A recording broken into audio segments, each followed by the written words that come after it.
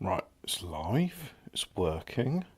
So let me mute myself and let's just try it. See what happens when I press play. I might have to pause it.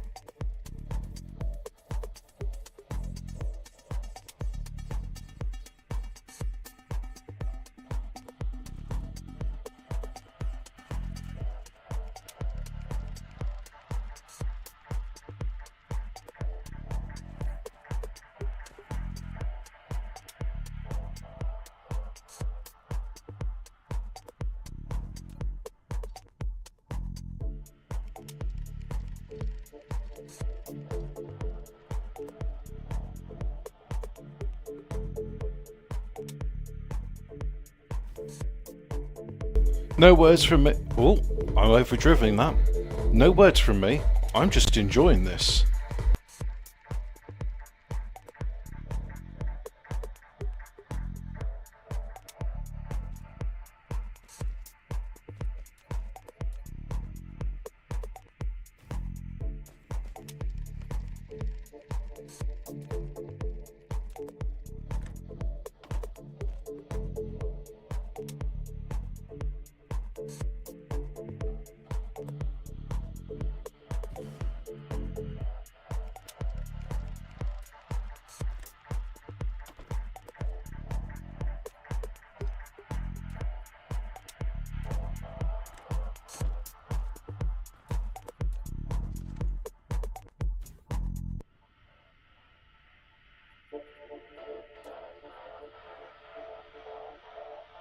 I really hope my neighbours appreciate my subwoofer as much as I do.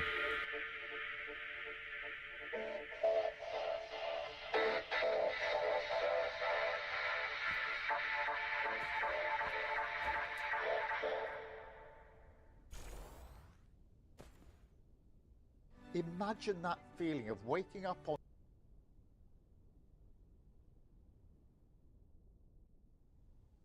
No, no imagining that feeling. Quiet, you. Or just have you paused and not playing anything ever again. There we go. Well, I enjoyed that. Did you enjoy that? That's by someone called Music Art. What else we got on Music Art? O2 Techno Hit Dub Techno, Dark Feeling Industrial EBM, Bass Hip Hop Glitch Hop 2. I like it, it's just like, it's 10 minutes long, so just enough to get monetized. Oh well. More info about this channel. No. I mean, Music Art, is that really an artist name, or what is that? I don't know what that is. But, hey, this might be fun. Oh, State Azure, I haven't listened to you in a while, so if I copy a link, and then if I go to obs,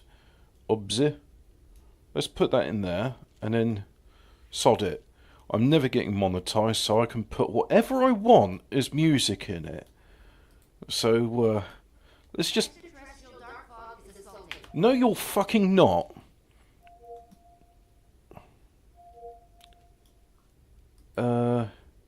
Properties? That's it. Right, let's try that. Okay. And then... Say goodbye to old costly cable TV once and for all. This revolutionary invention gives you... No. Skip.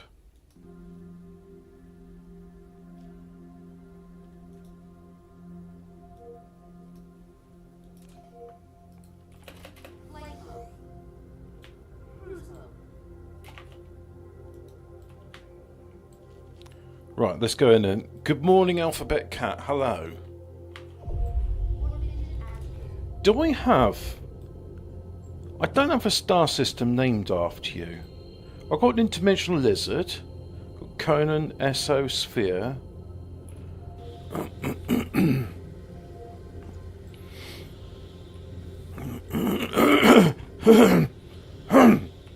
Harumph.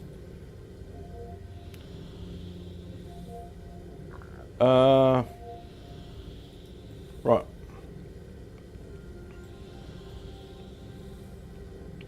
Let's go for this one. I think that's where the attack's going on.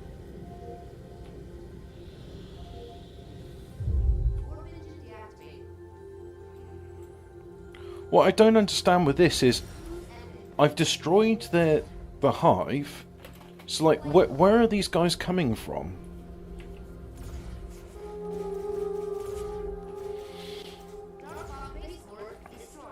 Yeah.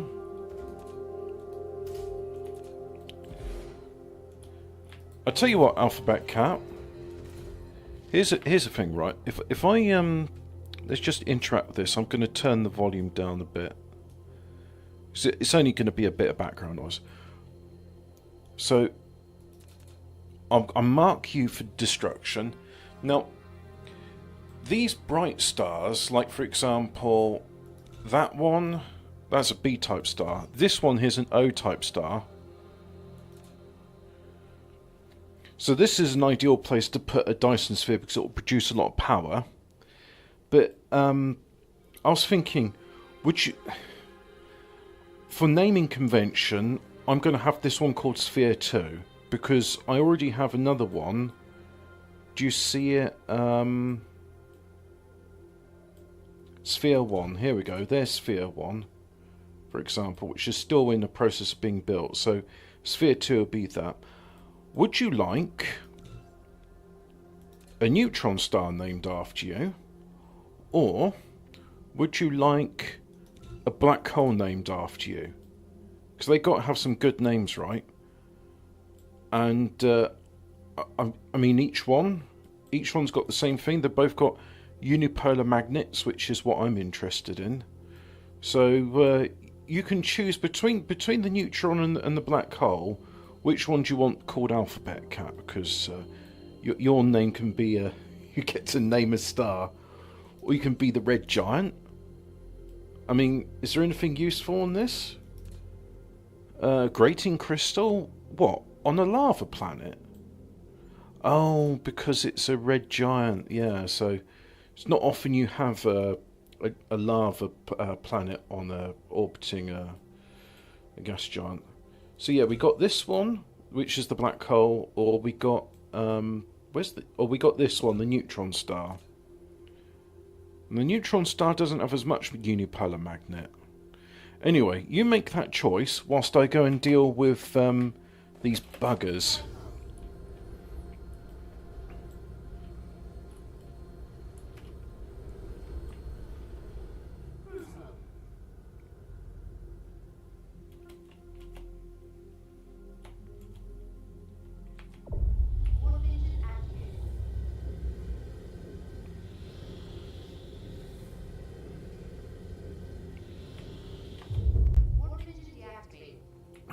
Right, let's zoom on in. And can we do a repair? What if I put in one of these and that automates repairs? That's going to repair, right? A black hole, an ominous famous Disney film, which was also the first PG-rated Disney film, but I didn't know that. That's a really good film, and I love the soundtrack to it. It's great. So, neutron star, scat. Well, I'm going to rename that Sphere 2, but not until I've been to it. Right. So, oh. There you go. And I'll try and go about making a thing on it. The thing's going to have a name. But anyway.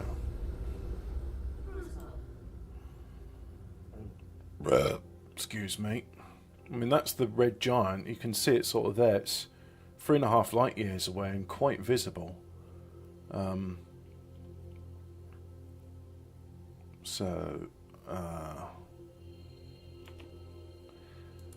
didn't think about the heaven and hell metaphor in the film. I just thought, wow, they've got robots in this, and the robots are really expressive. Like, I'm surprised at how expressive you can make robots. I mean, genuinely, when the robot was sacrificing itself, I thought, poor bastard.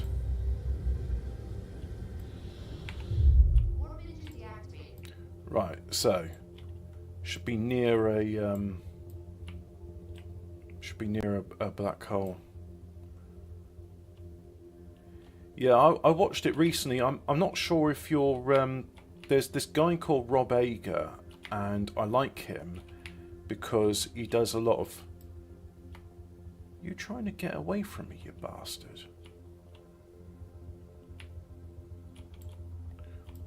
No, you're stationary. It's just me that's really fast. Can I...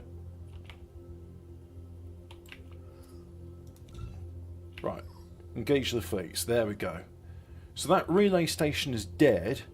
There should be no more threats here in Rocket Factory. Let's go to Cymeria.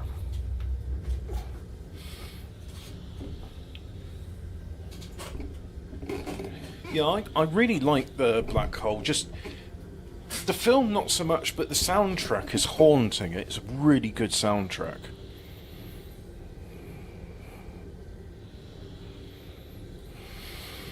Well, I'm going to investigate the iron veins on Cymeria 3.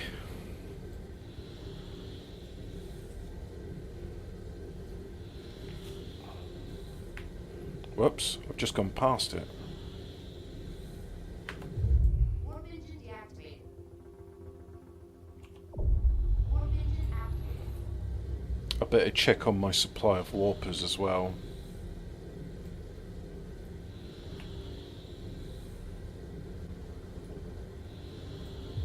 Warp engine deactivated.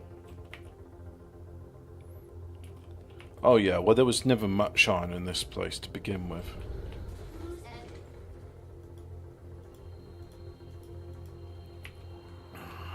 But do we have a... oh, this is the place that builds things for me.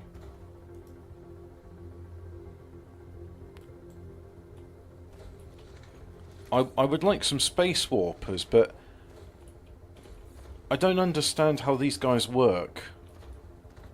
Or rather, don't work.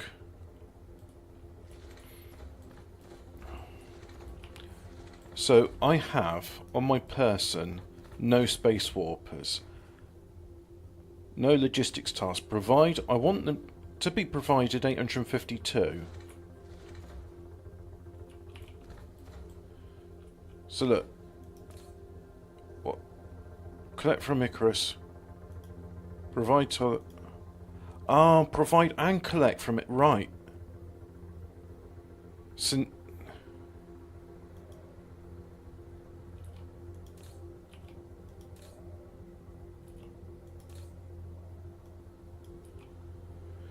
Right, so for some reason there was a bug there. I don't understand why there's a bug. But look, I want you to provide to and collect from Icarus. And all of these should be provide and collect from Icarus. This is not very hard.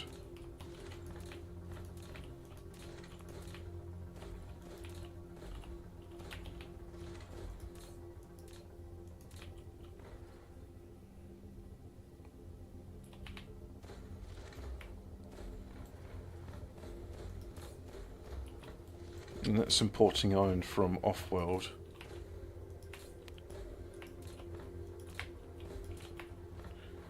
See, that should be giving... Why aren't you giving me what I want?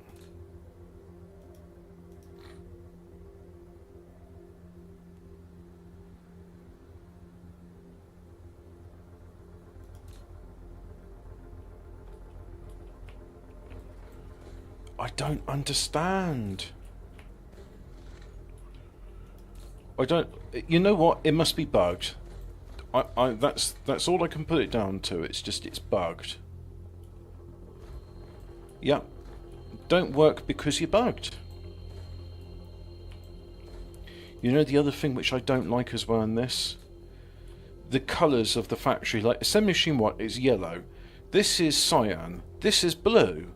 Why can't this be a different colour, like red or green? Distinct colours. But either way, look, I'm just going to pick up these warpers myself. I'm going to pick them up by hand. Mineral depleted. Where? Iron veins and Cymeria 4 is exhausted. Right, okay, we're running low on iron. Interesting. Hey, bastard! Why did you just nick 60 warpers from me? Hey, fuckface! What's going on here? Why do you keep nicking my stuff? Why? Something must be bugged here. It must be. Don't get it. Doesn't make sense. Really don't get it. But let's look at Planet 4. And...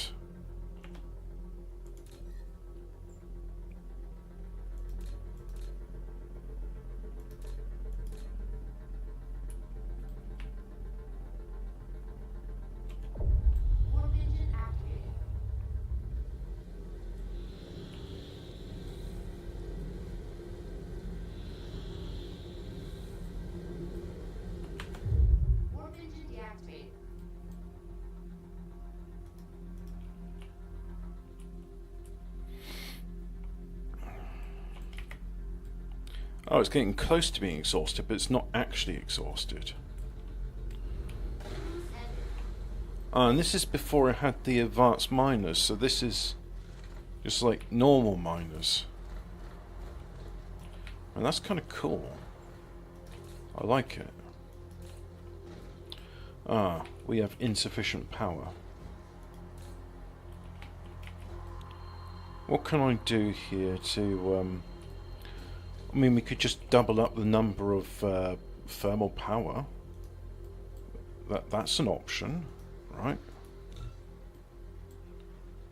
The problem is space is at a bit of a premium on this...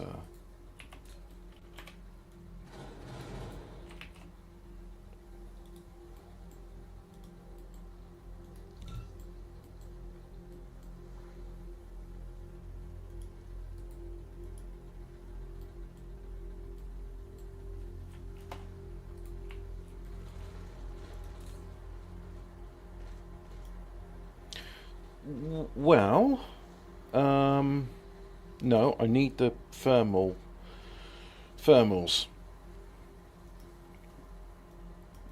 100 will do.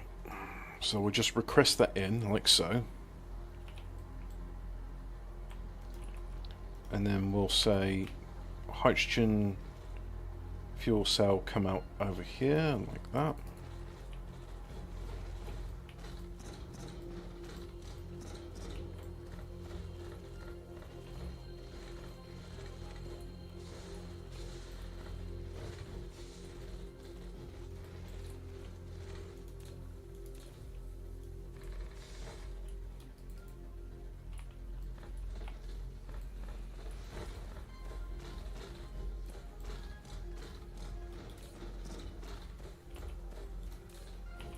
Now it's back to 100%.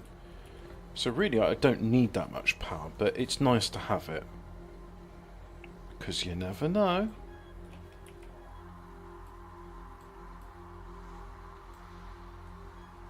But yeah, how interesting. We got a planet where almost all of this is depleted. So we'll put you at maximum as well. And it seems all of those guys are... They're busy going out somewhere. Probably exporting coal.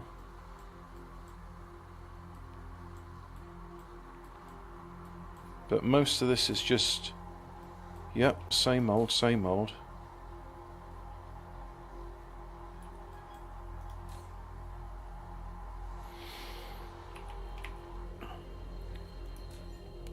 So this should have come in from Cimmeria over there, shouldn't it?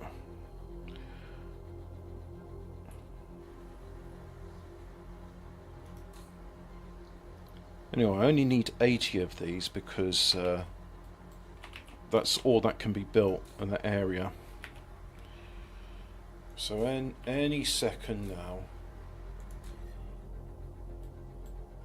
I assume that was a freighter off with copper ore. So where's this bastard with the thermal power stations then? Well, it's just come.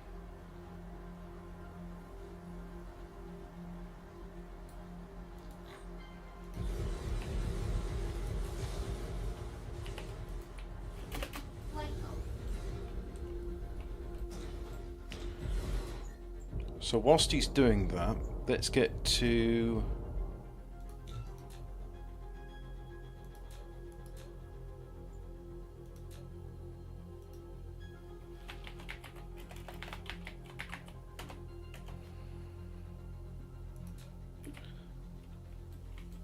And that's not a nod to who may possibly be winning in the general elections.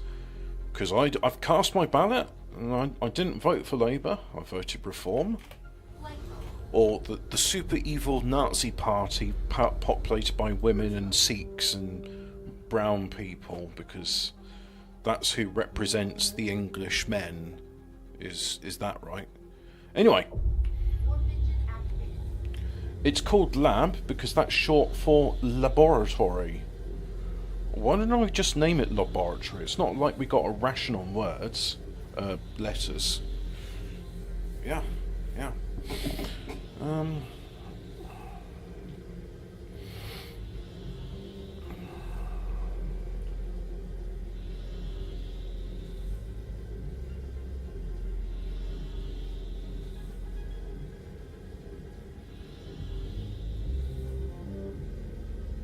Oh, I've overshot.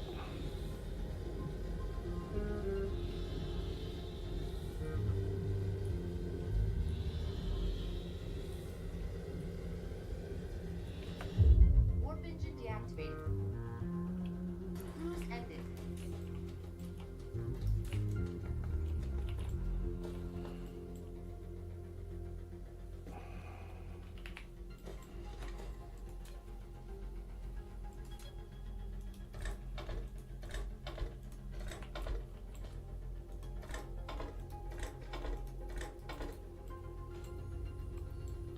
And now it's sciencing. There we go. And we want extra products. That's exactly the right usage of it.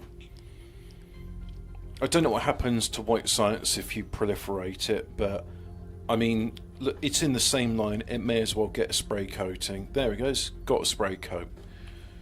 So now if we do the same here, well, I'm going to mirror it because, I don't know, I think mirroring looks kind of cool.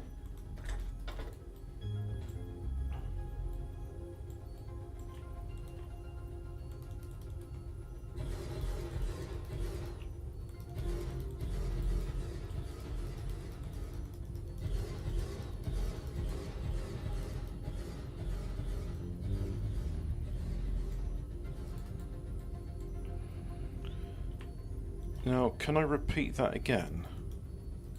Yeah, but you need a thing there, don't you?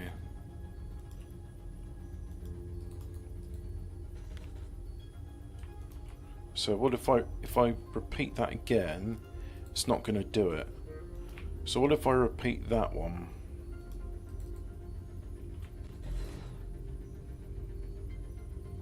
Lack of bloody item. God, if it's not one thing, it's another in this, isn't it?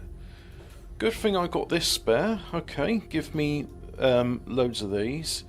And also, if you got them, I'll have some more Matrix Labs. There we are.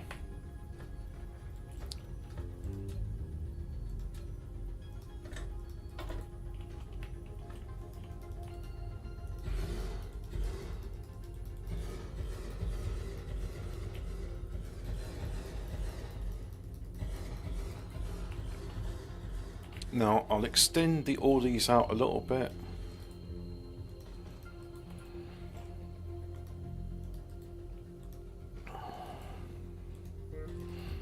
Like so. And let's have you joining that line like so. But already, I think that's a respectable amount of white science is being made.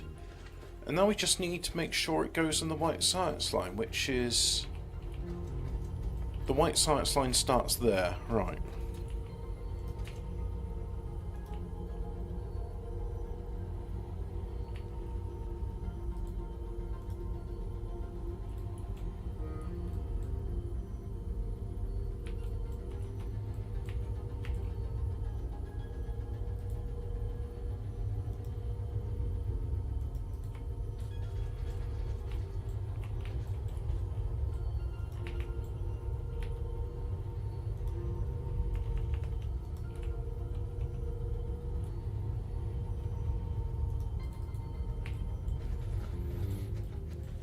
See, this primarily what this does is it takes any excess science which is being made off planet and it uses them up to make white science. I think, you know, that's a pretty cool shot, right? Can I? Yeah, that's going in the screenshots. What if I have like that? That's pretty good. I think those are some good screenshots for the gallery.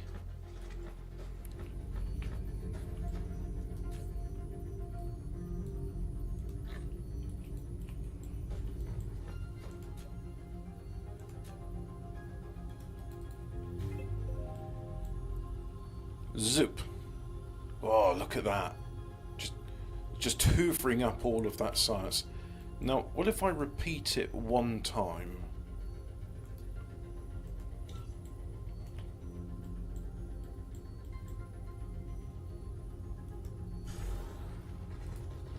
Yeah, that's working. I've just made it a parallel.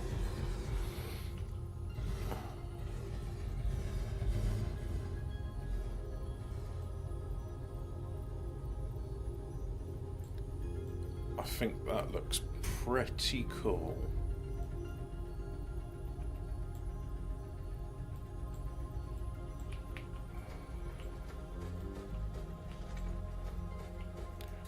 How are we doing for science? Seems to have loads of spare.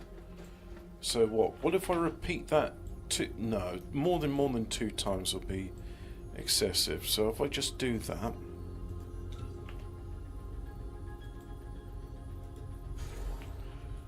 But I mean, you know, if I've got the spare science capacity, then sod it.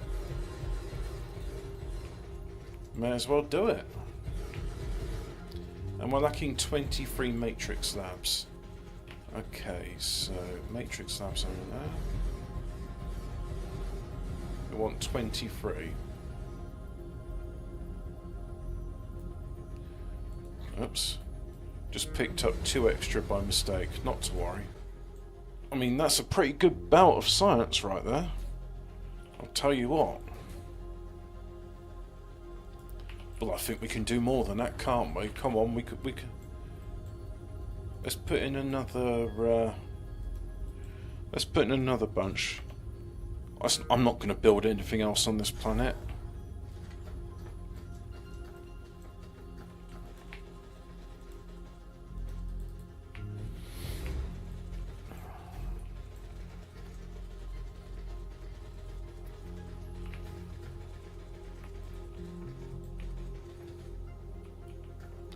Now I need 58 matrix labs.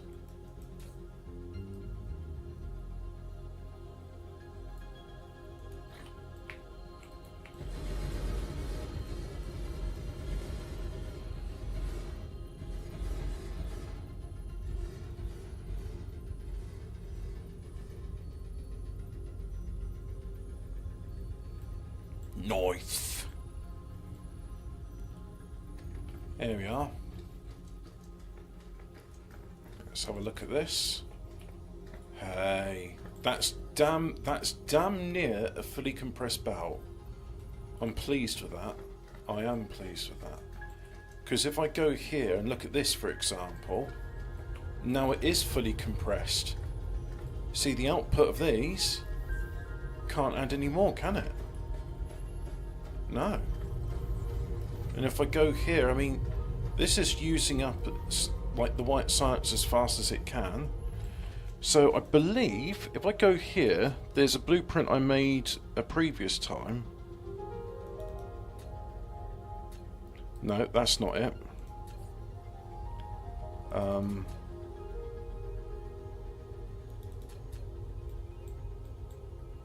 Yeah, just pop that in there like so. And it needs 129 plus 12. So we'll have the spray proliferators. Spray proliferators. That's not items, it's a building.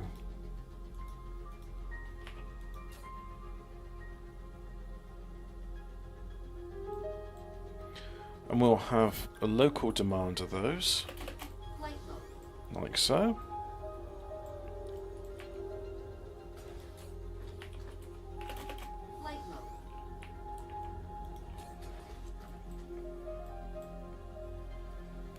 So, do I have... I should have these being made off planet. Yep, there we go.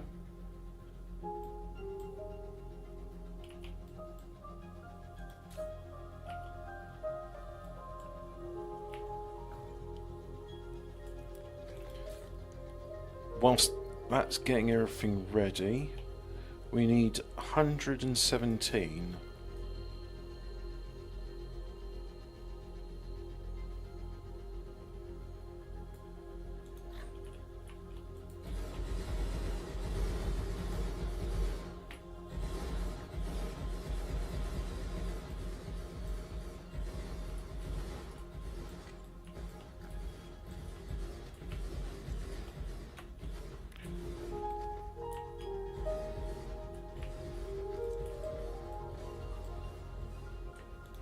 This is not my design, I've just realised.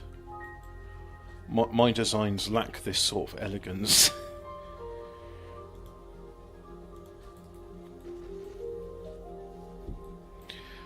But wait, is there another way I could do that? I think there is another way I could do that.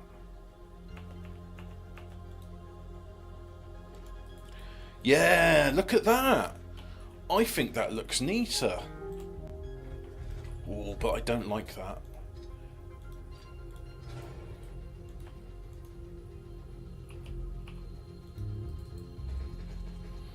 There we go. That looks better.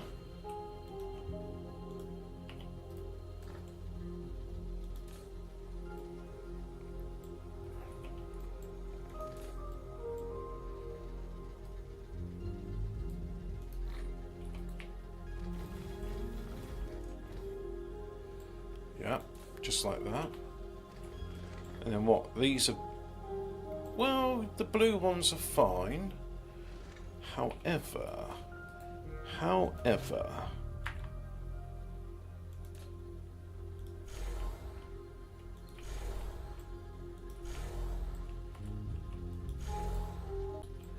And now, why aren't you powered up? I mean, I think...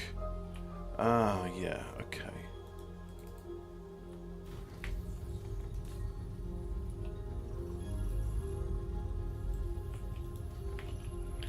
So now, we got ourselves an excess of...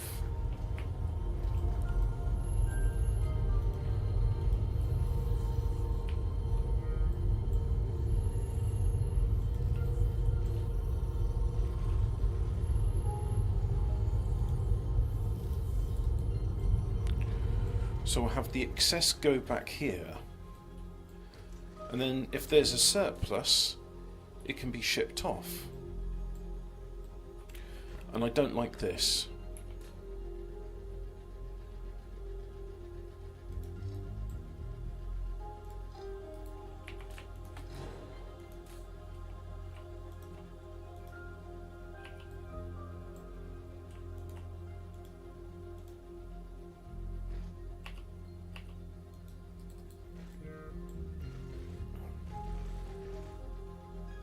Like so.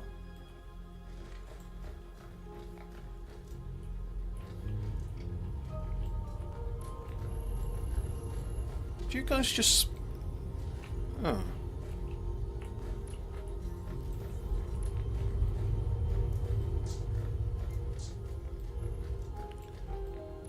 You know what? No. See, the problem is... The problem with this is...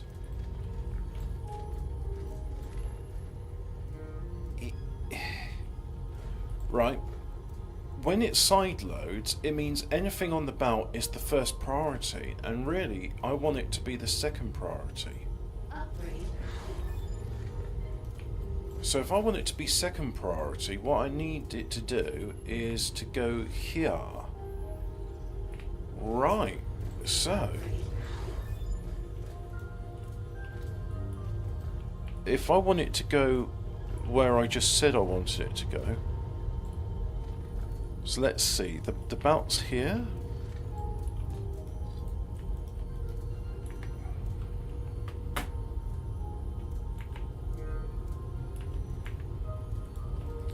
Yeah, we'll do that. And then we'll get you all the way to...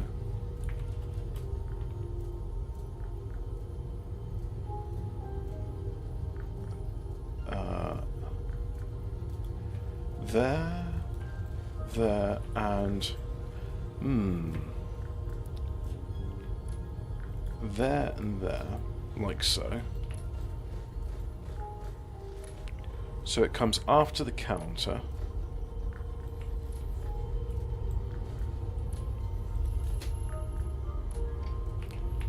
Right, don't need that anymore.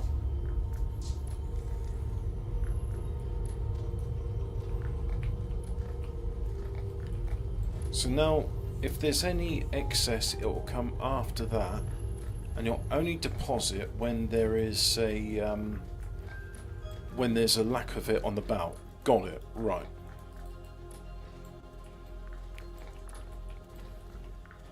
But that said, I mean, you know, the excess can also go to there as well. One moment, please.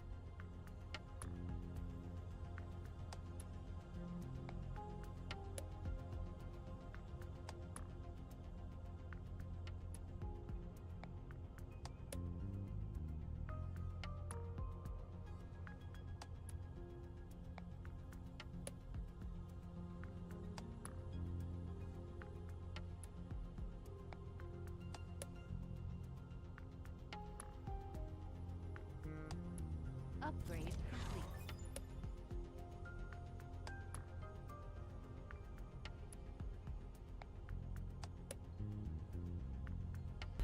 Right, I'm back. Really bad hay fever today. Oh, that's better. And I think I've got some hay fever pills somewhere.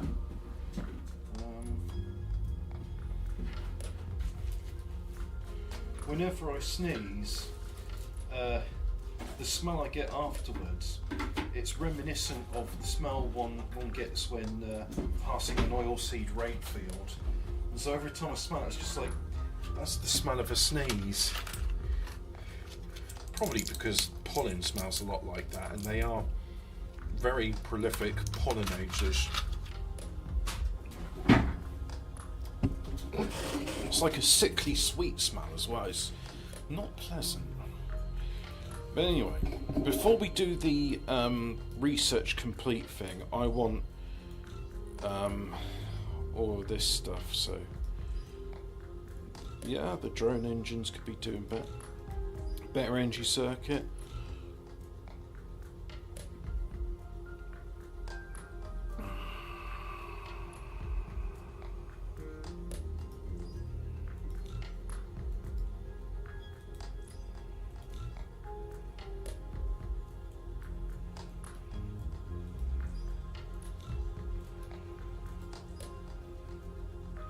All queues are full.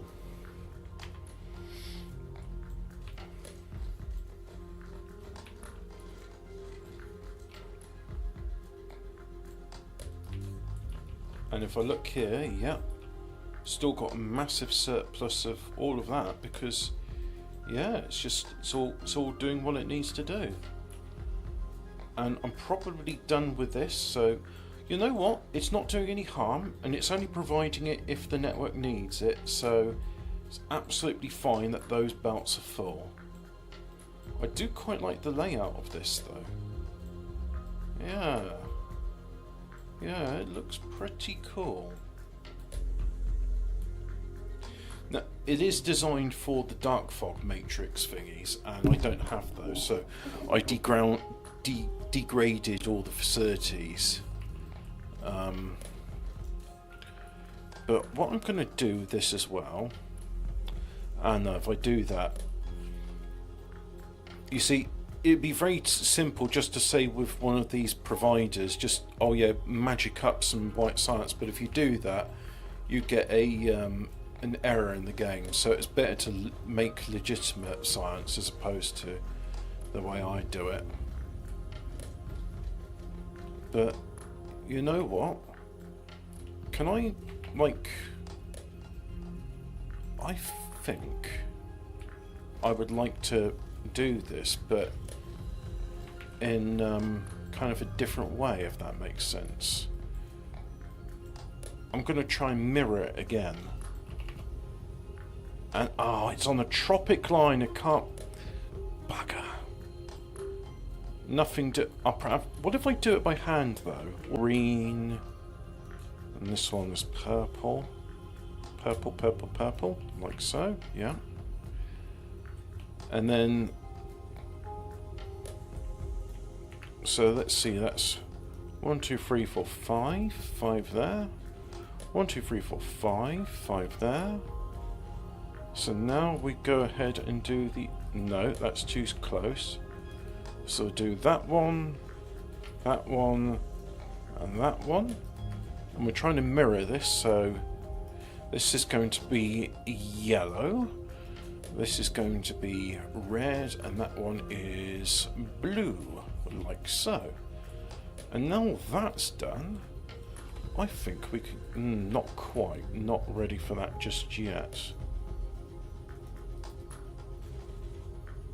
But you know what? This is starting to... Yeah. Yeah, this is starting to look like a mirror of what I've got up there.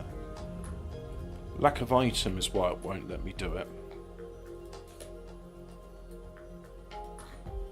Hey, I've got more inventory space, that's nice. Oh, and I've got these too. Yeah.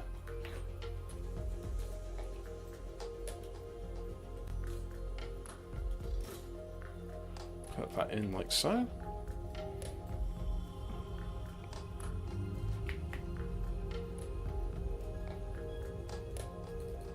Yep. Put this one in like so. We got ourselves a mirror.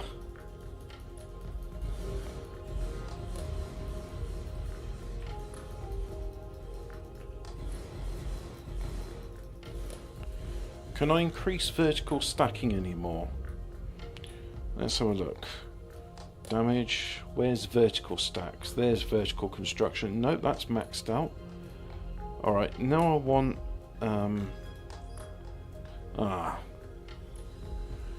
Station integrated logistics. I'll have to read of that in a bit. But basically...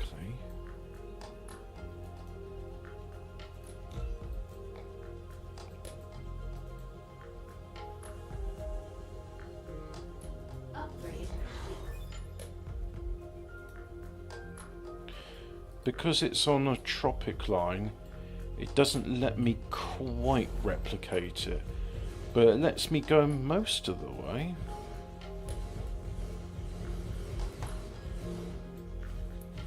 I mean, yeah, I'm gonna have to like do some of this by hand and connect it all up in the end, but am I okay with that?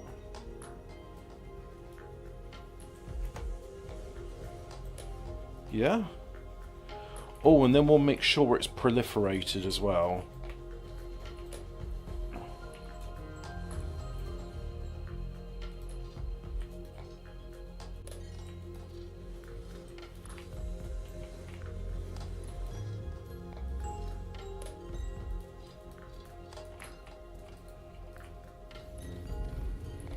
I just have some antimatter in my inventory, like so.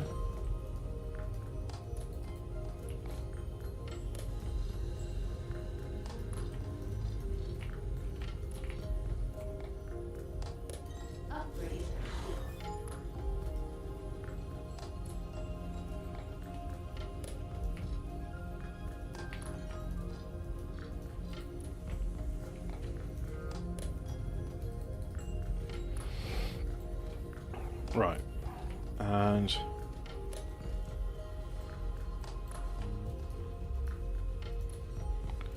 endpoint must be horizontal. Why are you such an annoying I was going to swear then. I'm not going to swear. I'm going to be a good Christian and not use curse words when I don't have to.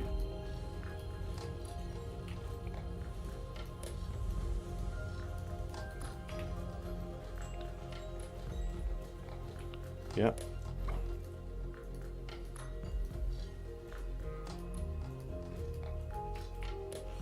That's good.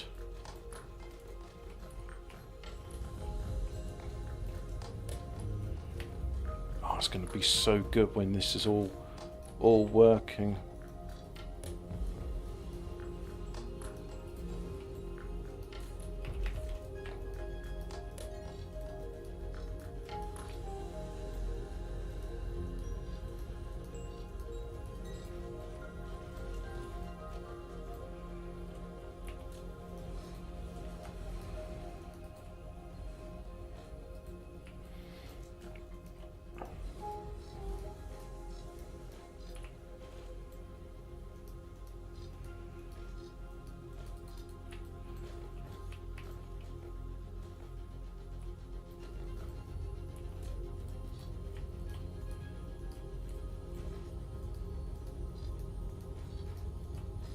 A seed is approaching your system. How nice. I really enjoy having to deal with that over and over again. That's not annoying in the slightest. So now that's done, we need proliferation. And I think the way to do that is a new line. Yes, a new line. Upgrade.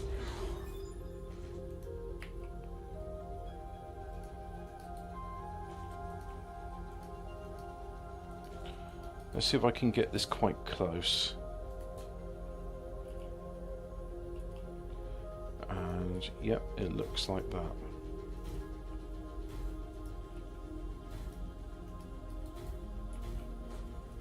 So, can I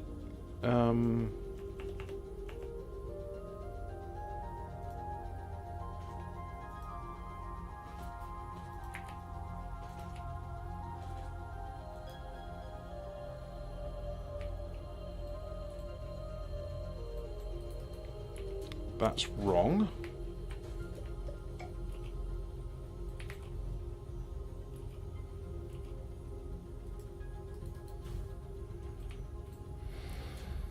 We've overshot.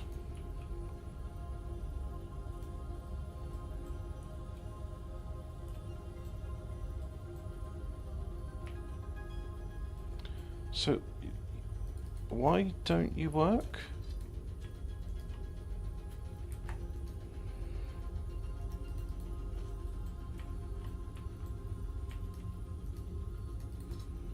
That works.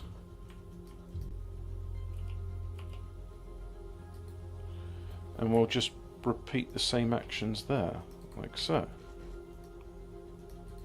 Do that there. Yeah. Do that like so. Upgrade.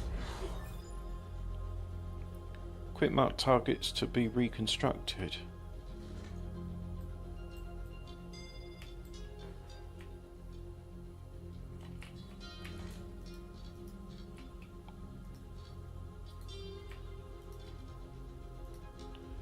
Yep, I can do that. That's good. Okay. So now, outside lane. Oh, what if we do it different? Yeah. Yeah, we'll make it a mirror of a mirror. So, these ones here, antimatter green, purple.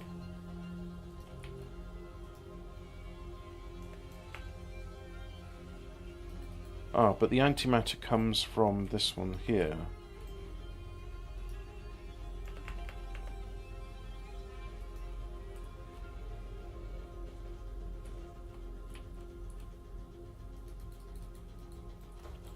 So green and purple are here. Right, so antimatter, green and purple. So if I do green,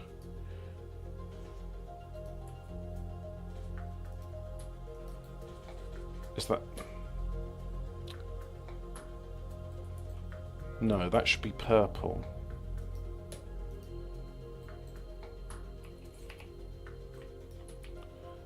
But then this one can't...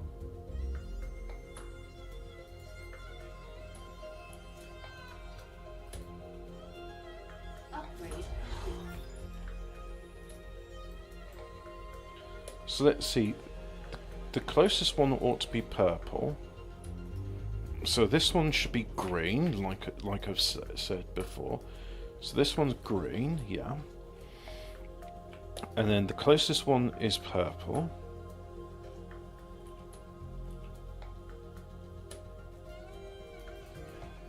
So there we got purple. And then the next line is antimatter.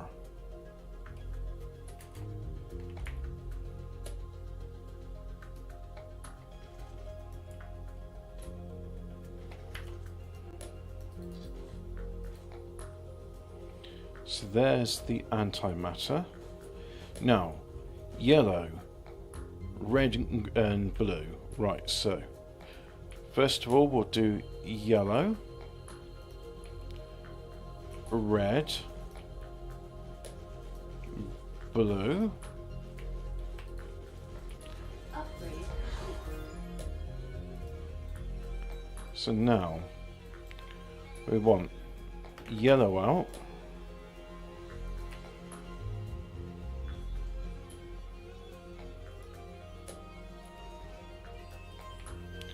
So yellow, red,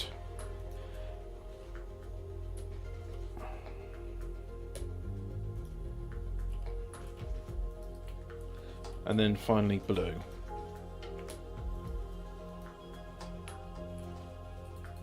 No, don't like how you go off at a funny angle. That is incorrect.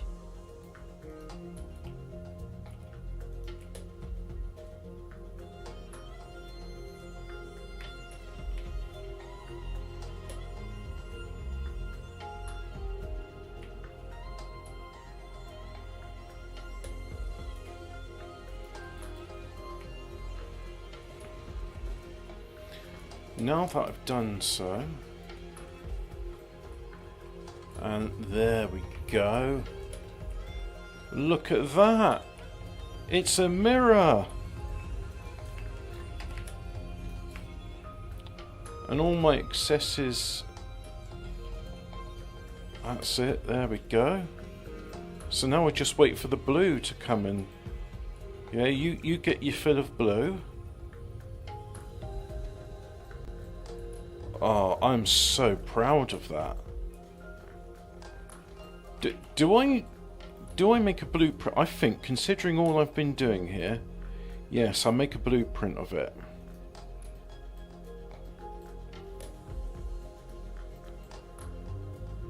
We will call this, give it universe matrix. We call this white science. I will call it white science 4 and thumbprint it. Rainbow to white machine. Takes your excess colours and combines with antimatter, make surplus white, and then save the blueprint. Right, and then I want it to save in there. Yep.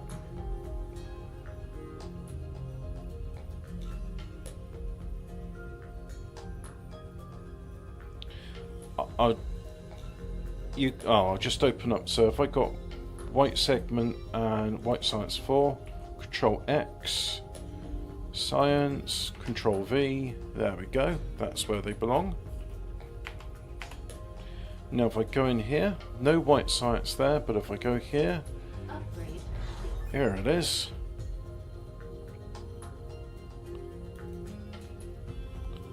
Oh, look at that.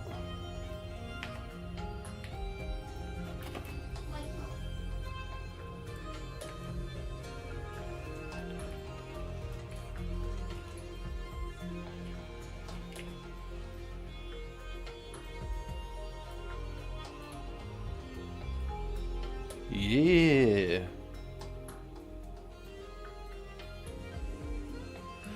What if I just can I pause? So I'm doing a pause on research because I want there to be an excess build up. So here we go. It's starting to build up a surplus now.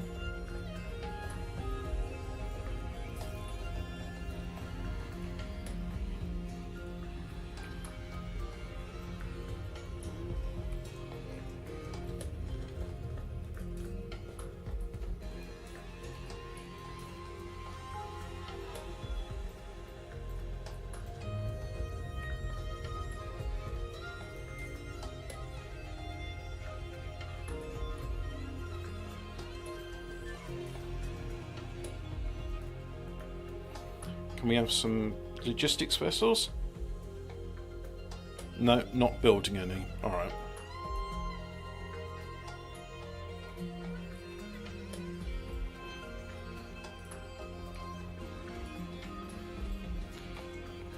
So now there is science going in there. Yep. There we are. We've got a nice bit of science going in now. Which means the excess is going into here. And you know what? It's annoying me. Every time I click on that, it's like, oh, we haven't got enough, we ain't got enough, we ain't got enough. Well, we're going to change that. We're going to make it so we do have enough.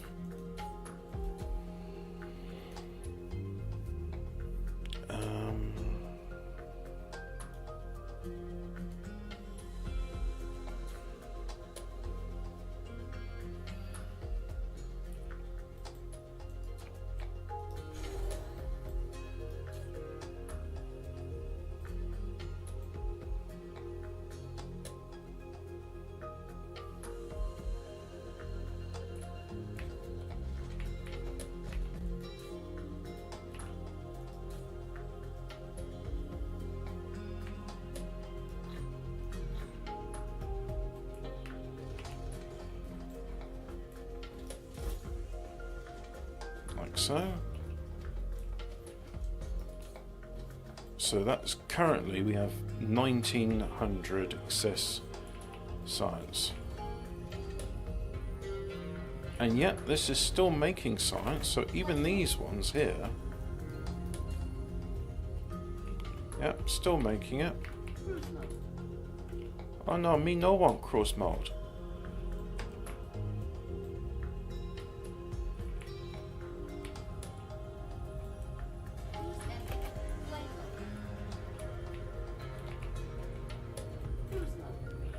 So the top of these actually go.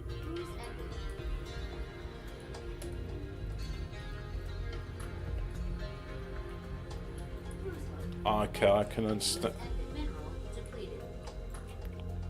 Where's that? I'm invading some Mirrorfall. Yeah, we knew about that, so that's fine. Ah, but now, if I go armor customization, and this one here. It's not nice looking, but it is very, very powerful. But it needs 57,000 white science. Whoa! 57,000. Jeez. Yeah, you know what? I'm fine with just like the. Let's have a look, see if there's like other ones which are well armored.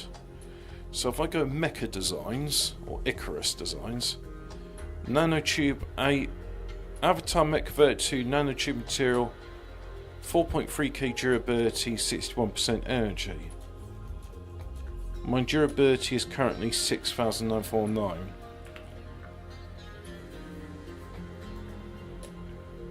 Icarus 2B, made some minor changes to Icarus 3. Stalker. Small modification of Linson mech for fun and recolours. Full frame material, Dura 3.7. Icarus 2 nano frame. Stock Icarus mech converted to frame material. 5.97k durability. Not as good. Tal Farsight frame. 5.2k durability. 6k durability to 97%. And it looks kind of cool.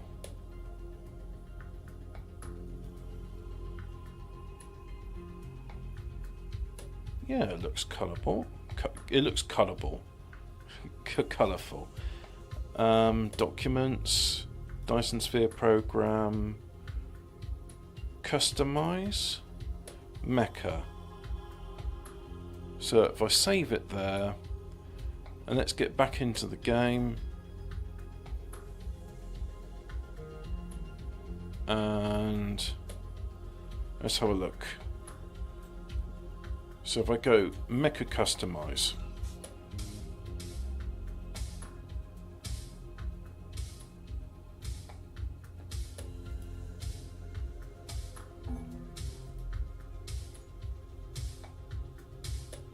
Oh, okay.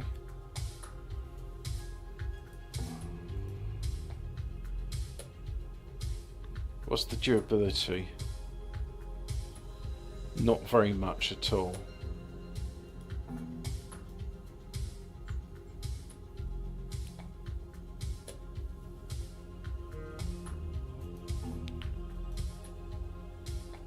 Do you like the Dyson Spherical? Yeah, it's the one where he keeps himself alive in the... The problem is, it's like, oh cool, it's a Dyson Sphere. Yeah, we're just gonna, like, we're just gonna make ourselves, really, not shit, but at the same time it's kind of like, oh, is that it? It's like, here's a whole Dyson Sphere, yeah, it's got to collapse, and it's just like, it was a really high concept, but it wasn't explored properly. I mean, I would have liked an entire season, or at the very least a full-length film about, it's a Dyson Sphere, let's go and explore it, and like, oh cool, it's working, and oh, this is how it can benefit everybody, not just the Federation. But then it would have become a bit like Babylon 5, and it would have just been like, yeah, space exists, but we're focused on the Dyson Sphere now because this contains more habitable area than all the planets that we've got, that everyone's got.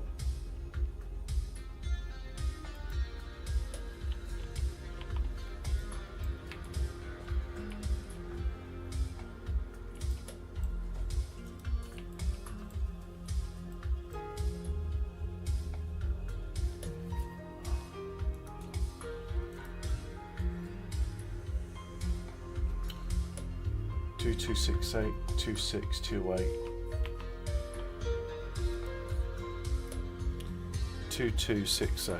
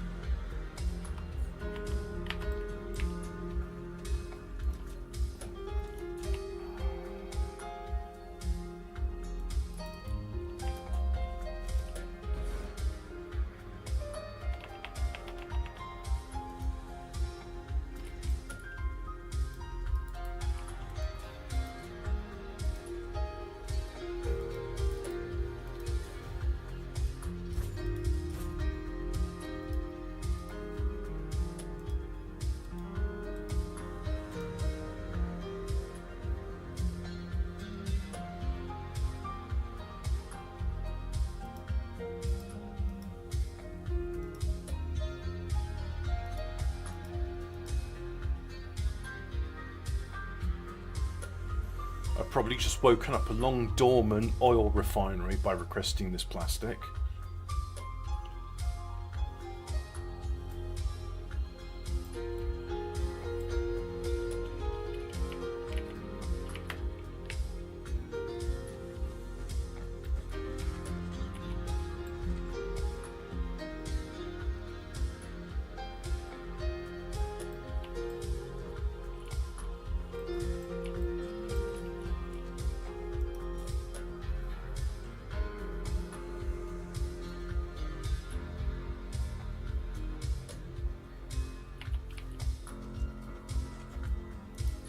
on, let's saturate this.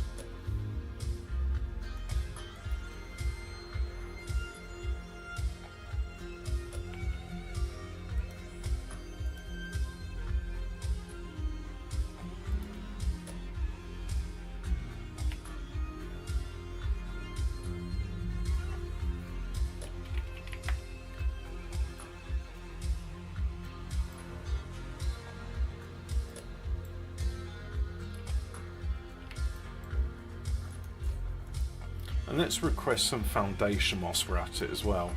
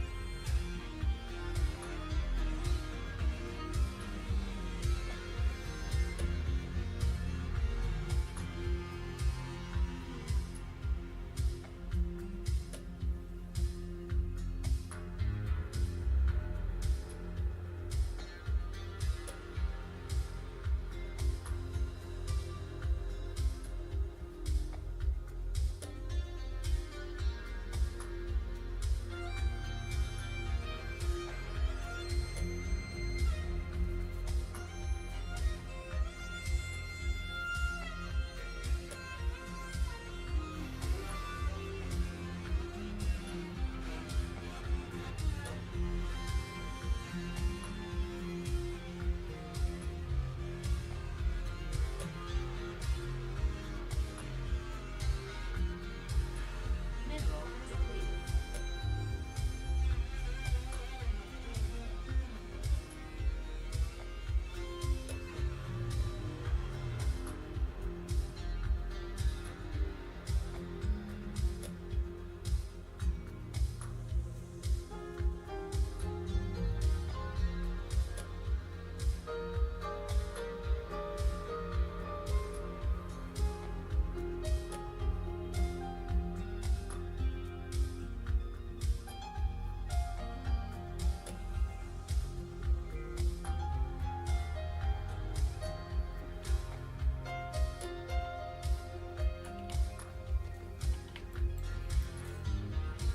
Well, we've got it's nearly full up everywhere.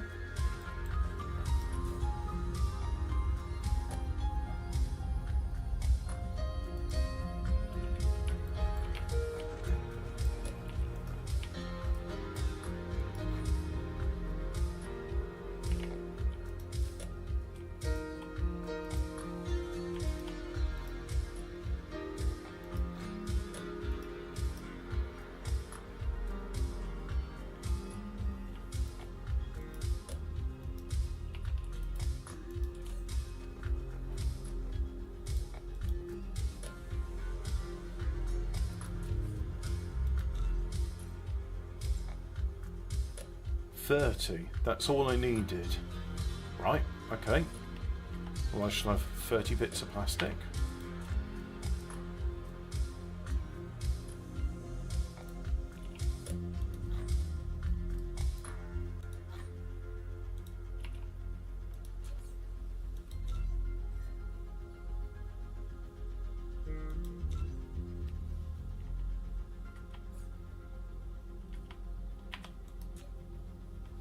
Let's make the colour of this white like a laboratory. And then we still have a lot left. So let's go ahead and put you in storage for the moment.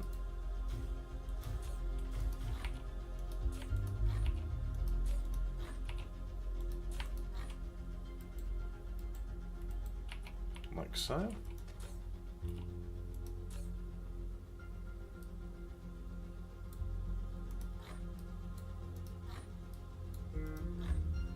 Oops, that's plastic. Don't need plastic.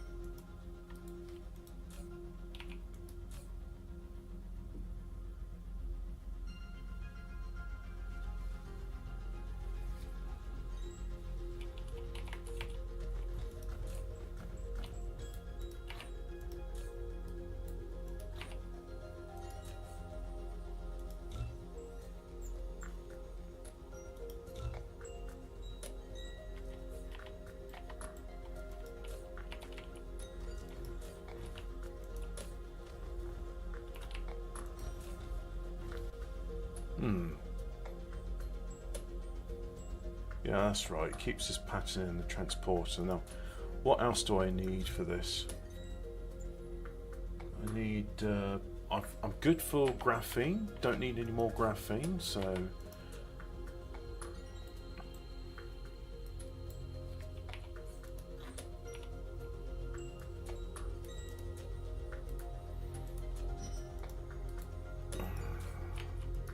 And we'll request more foundation in there as well.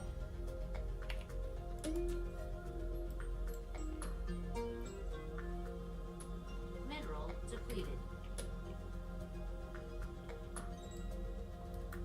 Yep, okay. Thanks for letting me know about depletion of minerals. And I think we're ready to do it. Oh, look at that. Huge.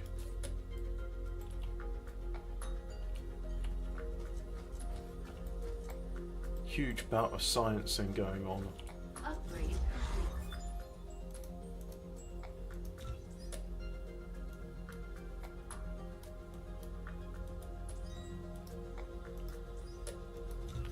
The integration count of outgoing gets configurable in the configuration tab. If up to tech limit selected, the integration can be configured. Cool. Logistics carry capacity needs. Upgrade complete. And then logistics carry level 13. Further increase the integrated outgoing planetary and install logistics.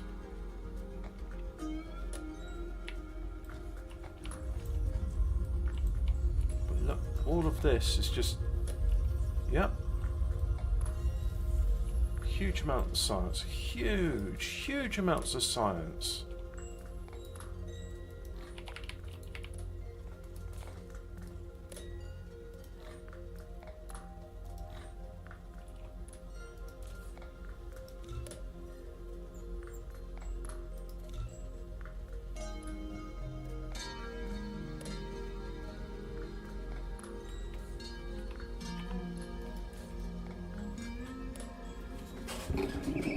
So I'm good on graphene, don't need any more, so they can provide that for remote supply.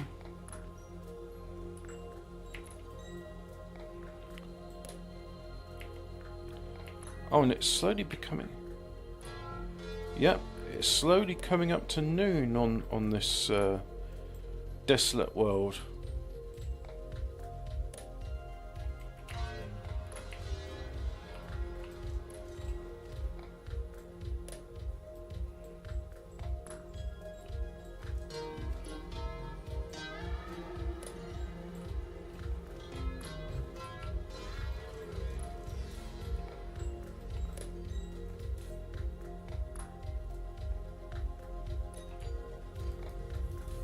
In fact, you can request foundation as well, as you're free.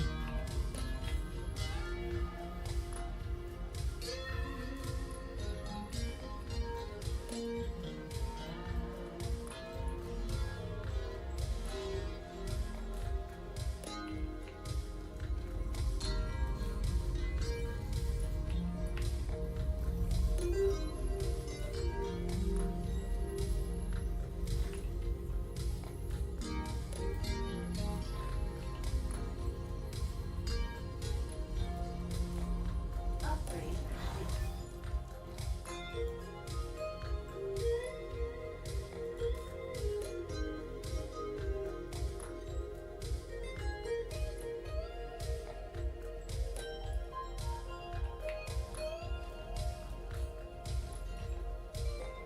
Well, the buffer is gone from there.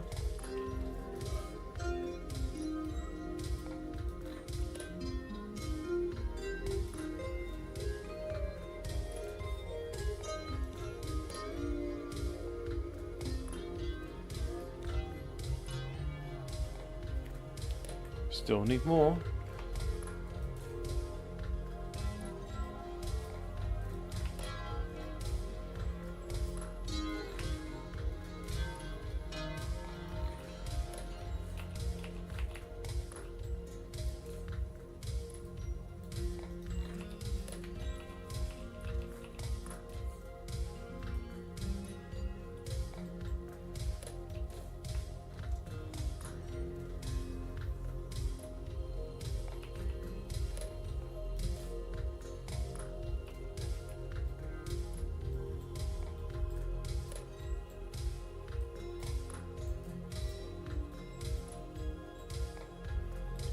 And yeah, it looks like we're getting low on structure science, the yellow stuff.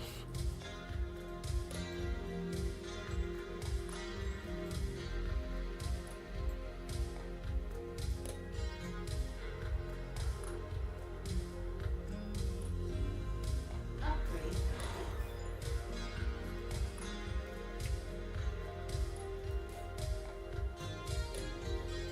Oh, we've got an improvement to the storage in our facilities now.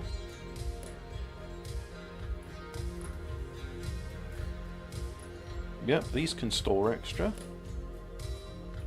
Excellent. And that's just happily chunking away through the excess in there as well.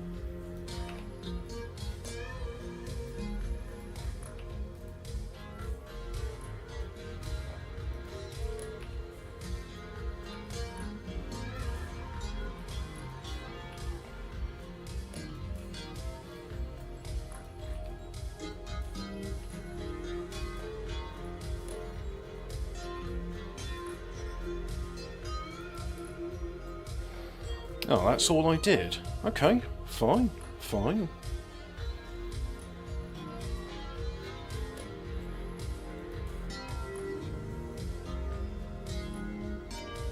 25% extra product, so that's what happens with proliferated white science. Good to know. Good to know! 525 hashes a second.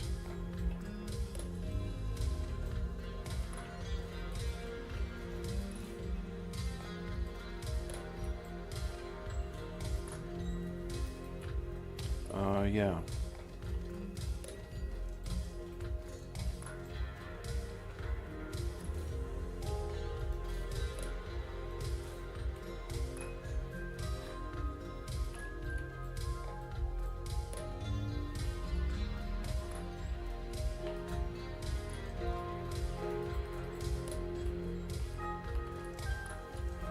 Well, I'm glad I tested that because it seems that there is insufficient throughput with just one conveyor belt.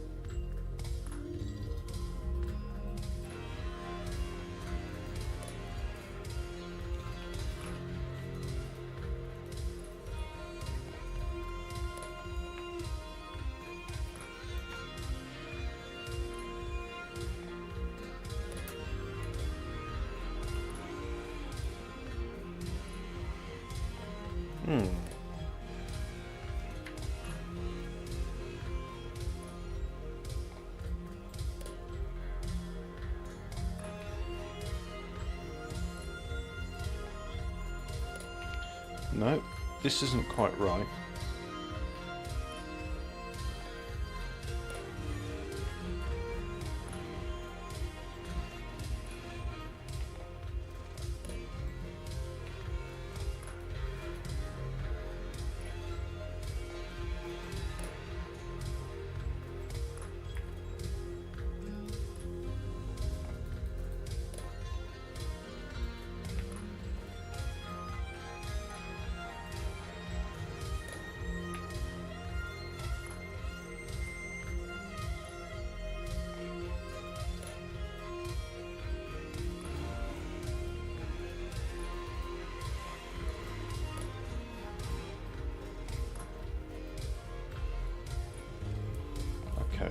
That is working.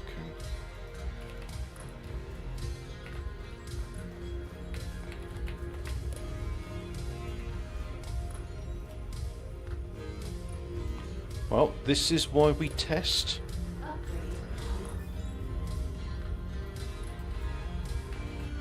So the test has shown me that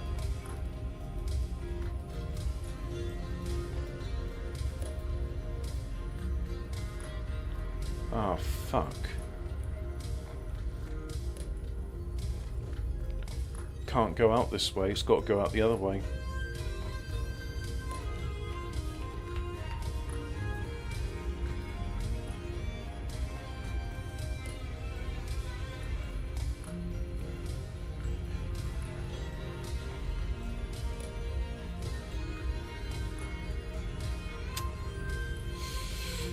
This is getting more complicated.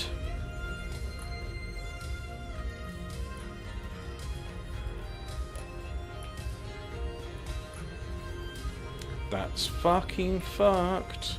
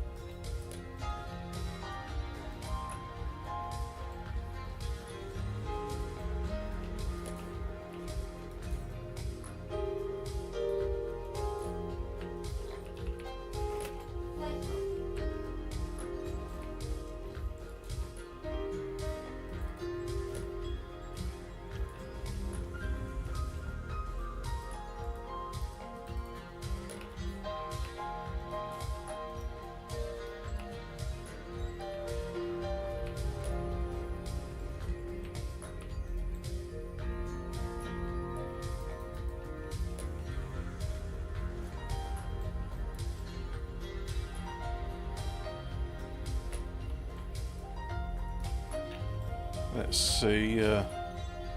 Yeah, I cast my ballot for Reform Party. At one pit I was a bit disappointed. It was just like, well, I see Greens in here and SDP, but I don't see Reform. And then it's just, I look closer. My eyes are buggered today, though. The hay fever's done a number on them. Plus, it's really windy out there. So I'm looking for any excuse I can not to go outside.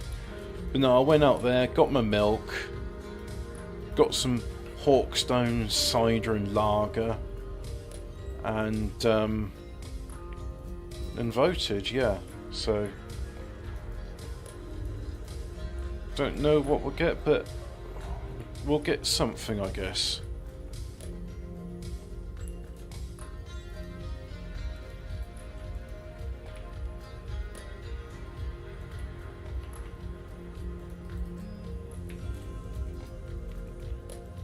I'm just playing the thing in the corner. It's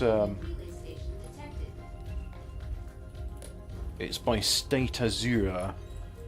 A bit of improv, which he said turned into Jan Hammer at the end, and gotta say I like it. There's something to be said for the what is it, synth strings? I think that's what that's called.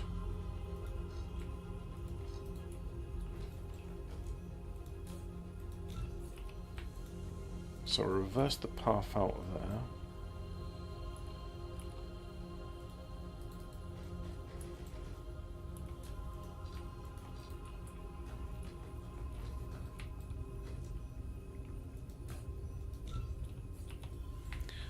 I'll be alright. I'm just sore eyes today. I'll have an early night and I'll be good.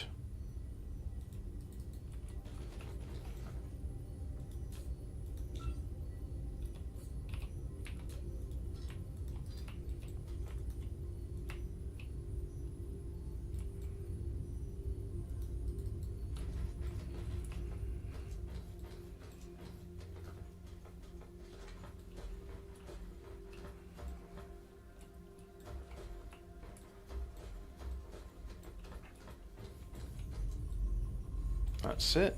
Yep. Just put the excess science in there. Put the proliferators in there. Right, now we should have some more foundation. Yes.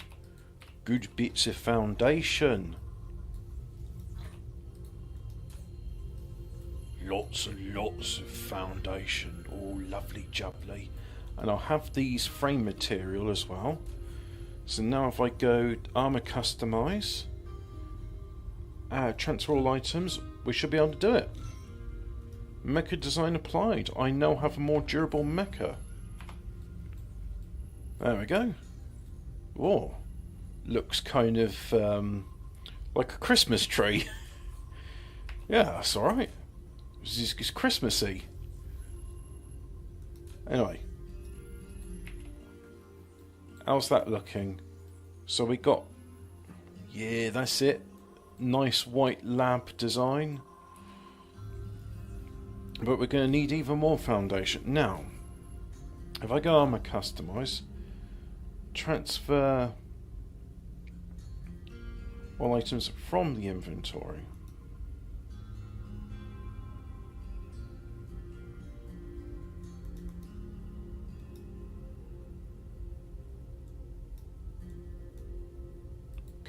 Can I not reclaim this material?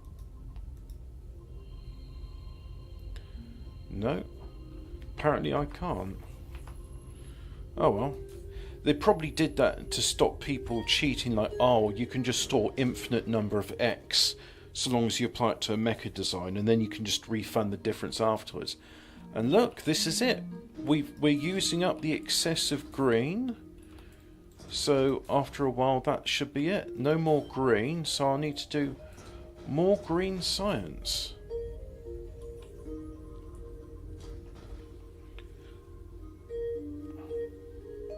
Just reading that President Zelensky's wife just bought a, oh yeah, Bugatti Tourbillon. Yeah, well, everyone knows it's a fucking, like, speed-running theft. Do I have something that just makes green science? What if I go here and have a look at this? Is there any green science? Initial 4%, 5%. No, I want like some proper green science. Something to boost the production. So what if I type in... I know it's got a name, but if I type in like green science... Green science, solar cells, green science version... New 30 science, 23 green cube.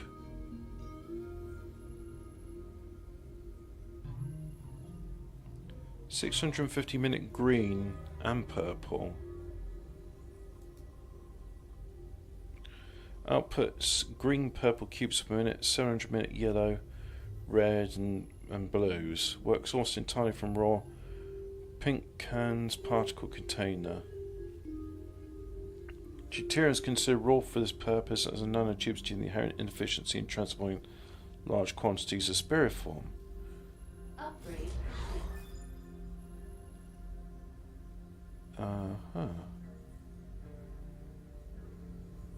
Lots of room for improvement. I just want... So it's called Gravity Matrix. What if I type in Gravity Matrix? Do I get any better designs? There might be some people really autistic about this. 32 Gravity Mate green, 4% Gravity Mate, 120 minute for proliferators. 120 minute gravity, 30 a second Gravity Matrix factory tileable. Doesn't have a description. Well, you know what? I'm going to copy it. It might be good, it might be shit. One way to be sure though is to paste it and have a look.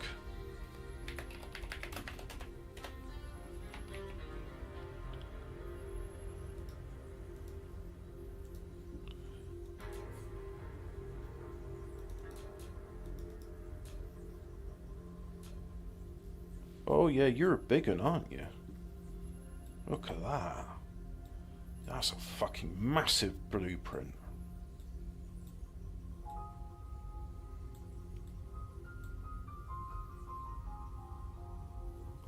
Blueprint crosses a... is divided by a tropic line.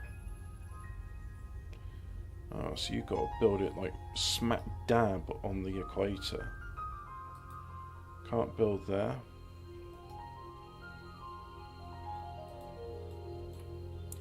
Right, now I need a lot of a lot. A lot of a lot. But I'm not going to do that just yet, no sir. No, what I'm going to do is I'm going to crest all the foundation.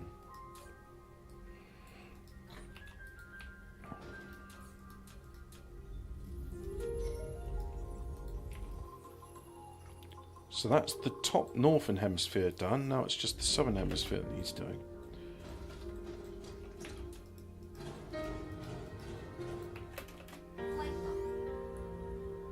Right, let's go over here then.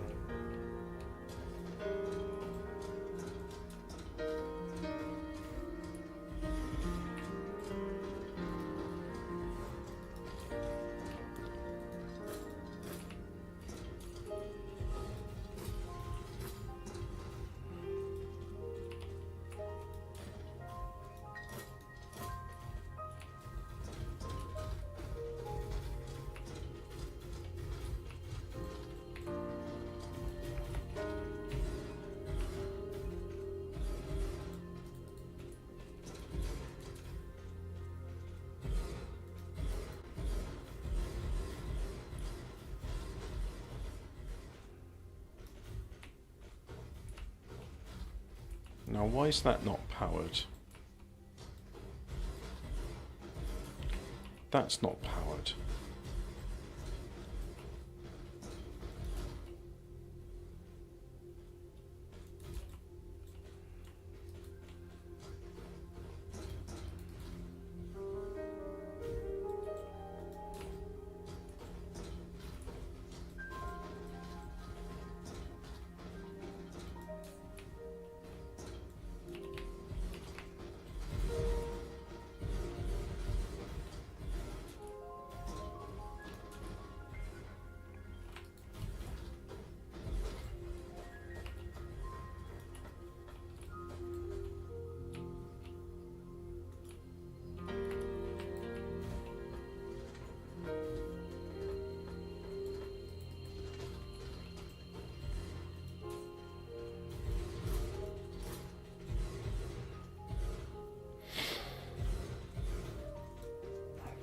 You got that locally, so you can pick it up locally as well.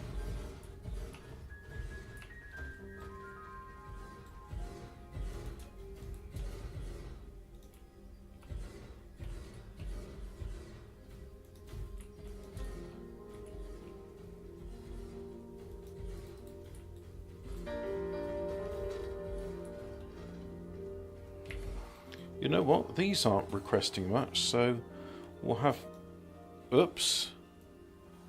No.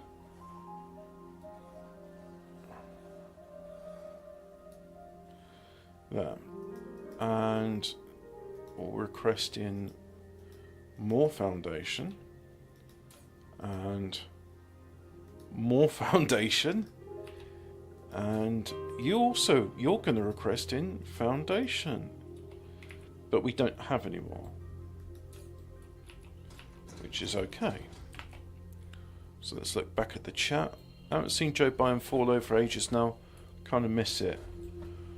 And I haven't heard him shitting his pants for a while now. I guess they're just gonna quietly put him out to pasture. And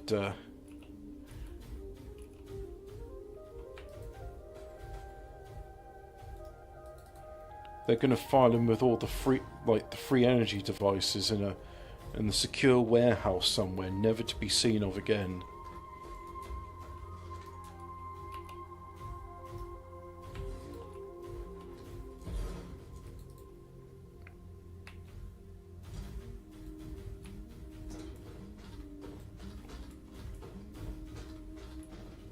Now imagine these battlefield analysis bases with me, because they work like a construction tower.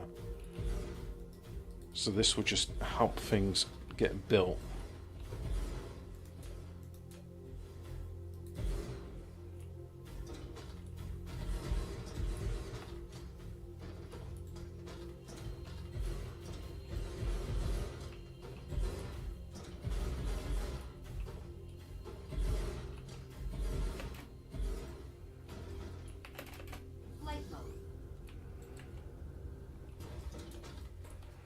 It's a big art attack.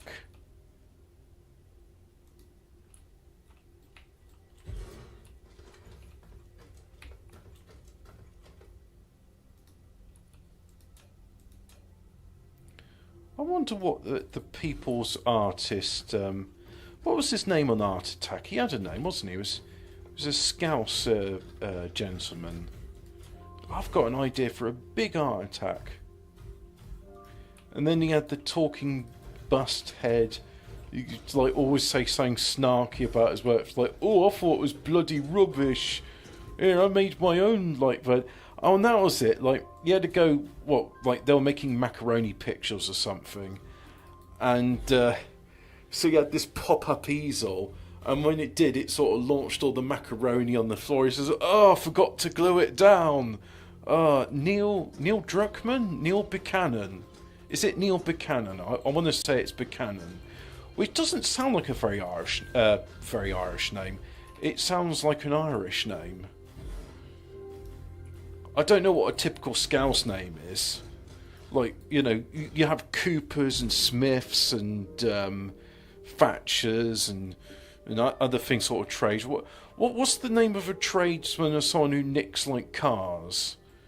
Like Mr. Thief. Neil Buchanan. Yeah, that's it. Buchanan? Neil, hello. I am from a country that is not United Kingdom. That is Neil Buchanan. Liverpool has a lot of Irish immigrants. Doesn't it just? I mean, some would say too bloody many, but I wouldn't say such a thing. Someone would say that the only good Scouse is a dead Scouse and the Hillsborough was a good start. But I'd never say such a thing like that. I mean, some people, Sun newspaper, would publish a front page headline saying scum. But I would never say that. But the Sun certainly would. The Sun would definitely say, like, of all those people crushed in the Hillsborough disaster, it's just like, don't worry guys, it's not a national tragedy. The only victims were Scousers. Stealing McSteelface, yes, from Clan Car Thief.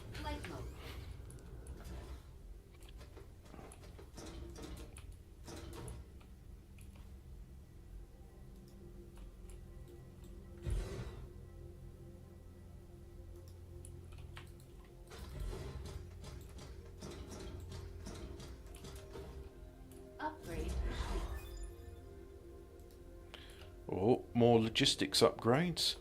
Ah, no, there's belts in the way. Can't put it there. Right. So I need a lot of everything, don't I? I need a lot of belts. Let's see if I can request in belts. Have I got any locally? No, none locally. Okay, so we'll request from off-world. I need a lot of the other things as well. I just need a lot of everything. I mean, if you've got it, I need it. And requesting all those items as well. So now, if I do... Oops.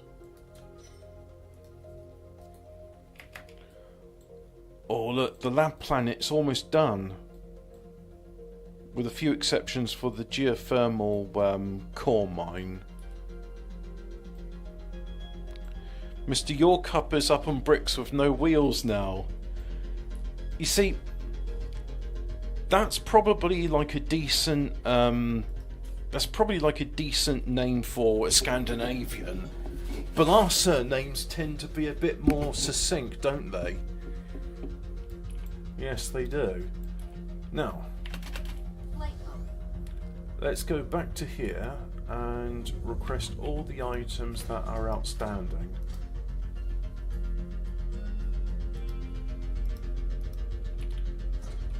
Smelters, assembling machines,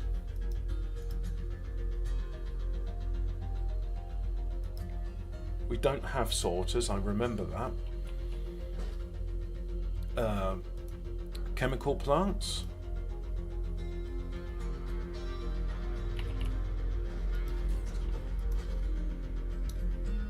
particle accelerators and fluid tanks.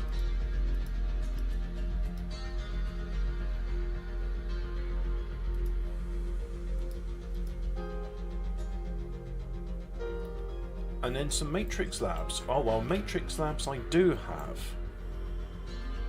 360 of them to be precise.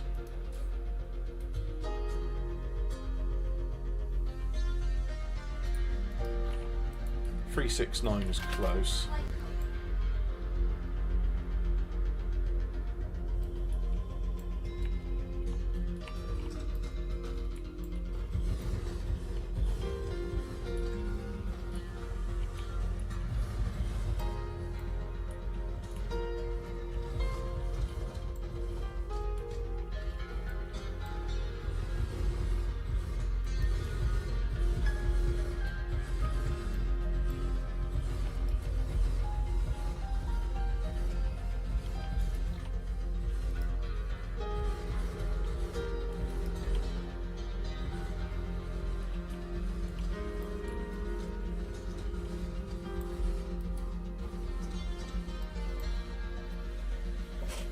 The Sun sports Kia Starmer now. Is the Sun just like, we have the shittest takes in the world and you'll fucking love it? I mean, what's the point? There's no page 3 bin on it anymore. Is there any point to the Sun?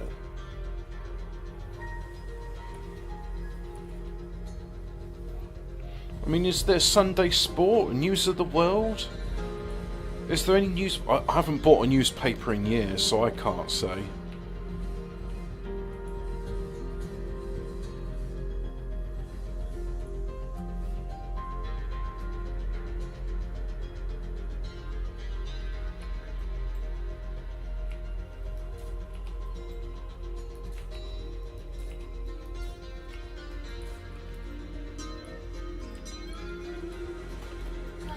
News of the World stopped after the phone hacking.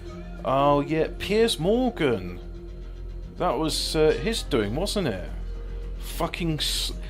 I mean, if ever there was like a weasel in human form, it is Piers fucking Morgan. What a scumbag.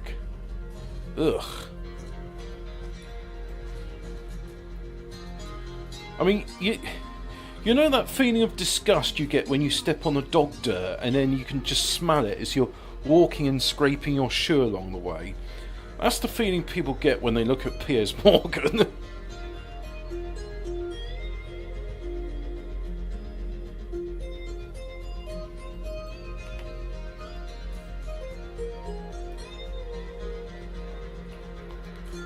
So I need a lot.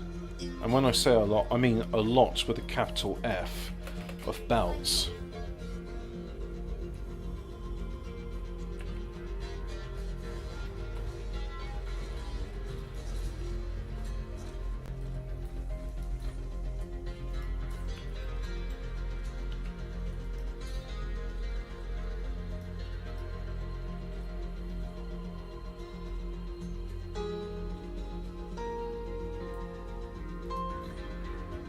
Oh, no particle accelerators on the way.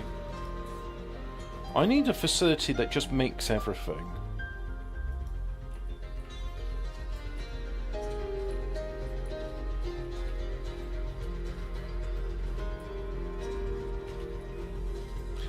The big players only kept going because they're owned by big media companies willing to run them at a loss. Well, I mean, like the Metro, for example, is completely free. It literally is just like paid for propaganda.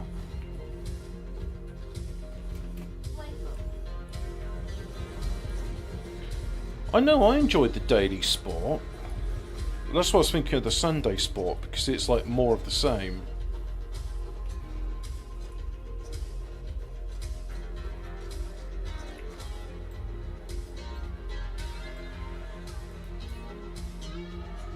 So we don't have any of those.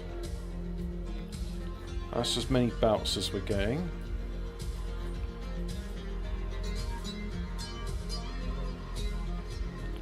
$60 of those.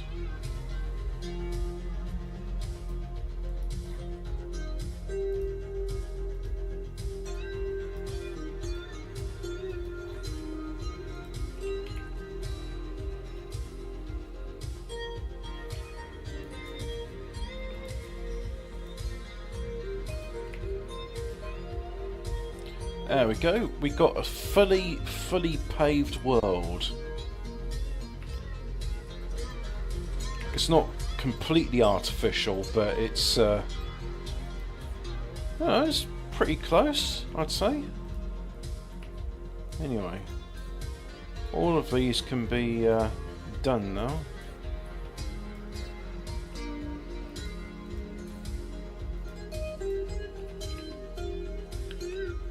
I've never had the misfortune of wiping my arse on newspaper. I'd literally get some dock leaves before I did that. At least you know with the dock leaves they're going to be moist and there's not going to be anything nasty on them. I don't know what sort of inks they use in newspapers, but I wouldn't want that on my bumhole.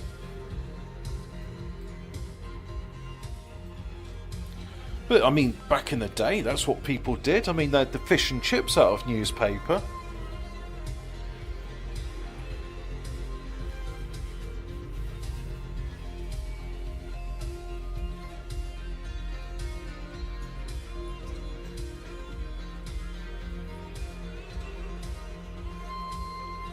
I don't really recollect what the no, I do remember that tracing period. That's why I avoided going to the toilet, and yeah, I used to just hold it until I got home, and because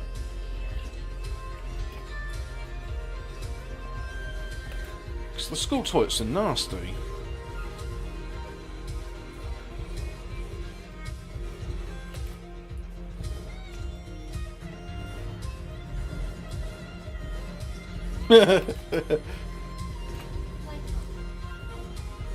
People used to get it if they couldn't afford newspaper. It's terrible. It's like, oh, I need some shit tickets, ones which disintegrate upon this when you merely look at them. You know, a wet breath on them will make them just crinkle into pulp. You know, saying that it's guaranteed to go through and get shit on your fingers.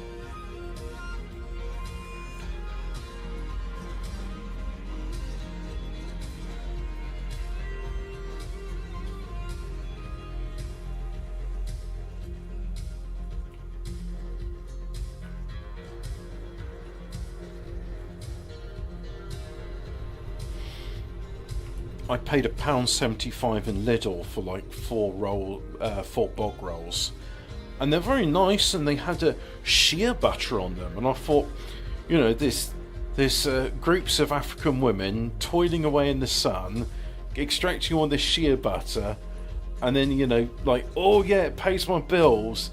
And if they knew people were just like coating shit tickets in them and wiping their ass with shea butter, they'd be like, what the fuck? Why are we working for this when people are just going to wipe their ass with it? It is better than using your left hand like Rishi Sunak does. Ugh. I never shake hands with one of them. I don't want that shit smeared all over my hand.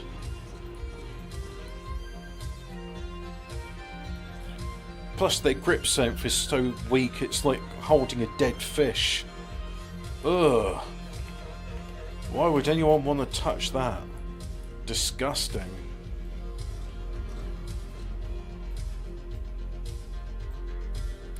I tried blowing my nose one time on that tracer paper stuff. I just had a long stream of snot and then to grab some of the hand paper stuff that you used to dry your hands with.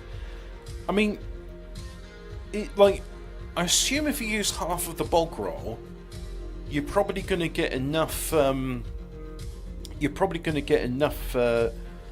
Like purchase there that it will do the job.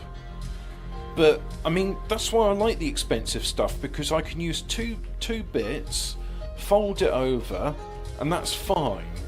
And it's not going to disintegrate in the brief moment it comes in touch with my arsehole. No, they're not a strange people, Alphabet Cat. They're demon worshipping cow feces enjoyers. There's a difference between, like, here's an example. Look, just a second. I mean, this is really nice, but look, I could be described as strange or eccentric. That's not the... Strange shouldn't connotate to the fecophiliacs that worship demons, that burn women alive because the husband's dead, that whose national pastime is cricket and gang rape, who revere rivers as sacred objects, which is why they defile them with the most foul pollution of corpses, feces, and God knows what chemicals from their shantytown cottage industries. Oh yeah, we hold rivers so sacred, unlike you Westerners. You know, you Westerners that make sure that the effluvia that goes into them has been treated so that the river doesn't turn into a stinking shit stream. Yeah, we hold rivers sacred. That's why, you know, we just turn it into a dumping ground. Fuck me. What a disgusting misbegotten kind. That's what happens when you worship demons. Temple of Doom is my favourite of the Indiana Jones. I saw that and I understood. Temple of Doom is far and above the best indie film. Like the other ones, I don't really remember them. The Raiders of the Lost Ark was shit. The other ones don't get... I mean, there's one with the boulder... I don't care about them. The only Indiana Jones film I care about is Temple of Doom.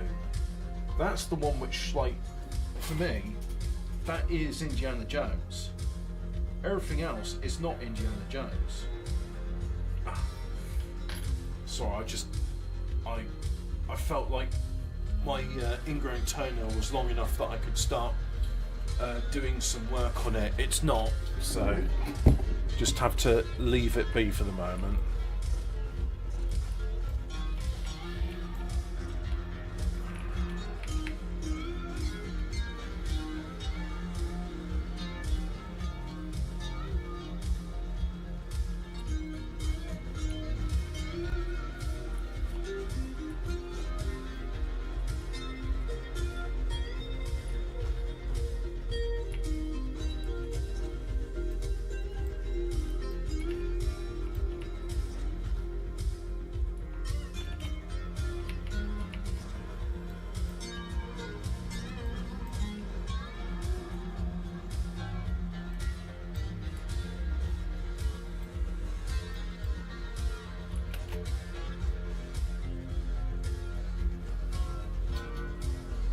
Ow.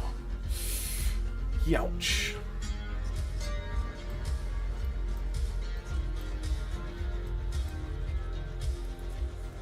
I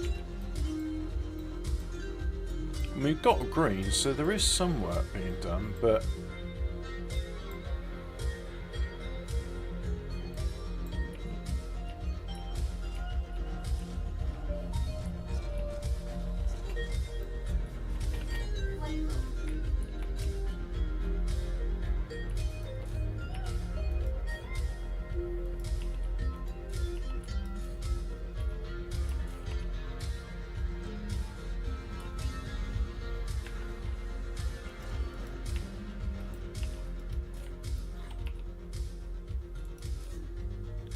And then we need sorters.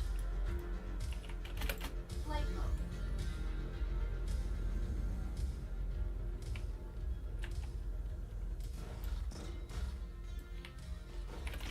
Flight mode.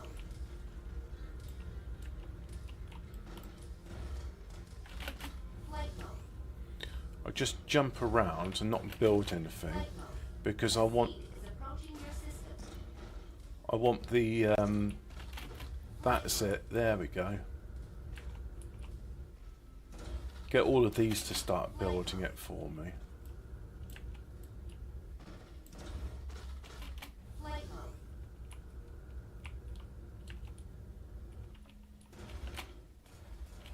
Flight mode. And that's all of the belts done.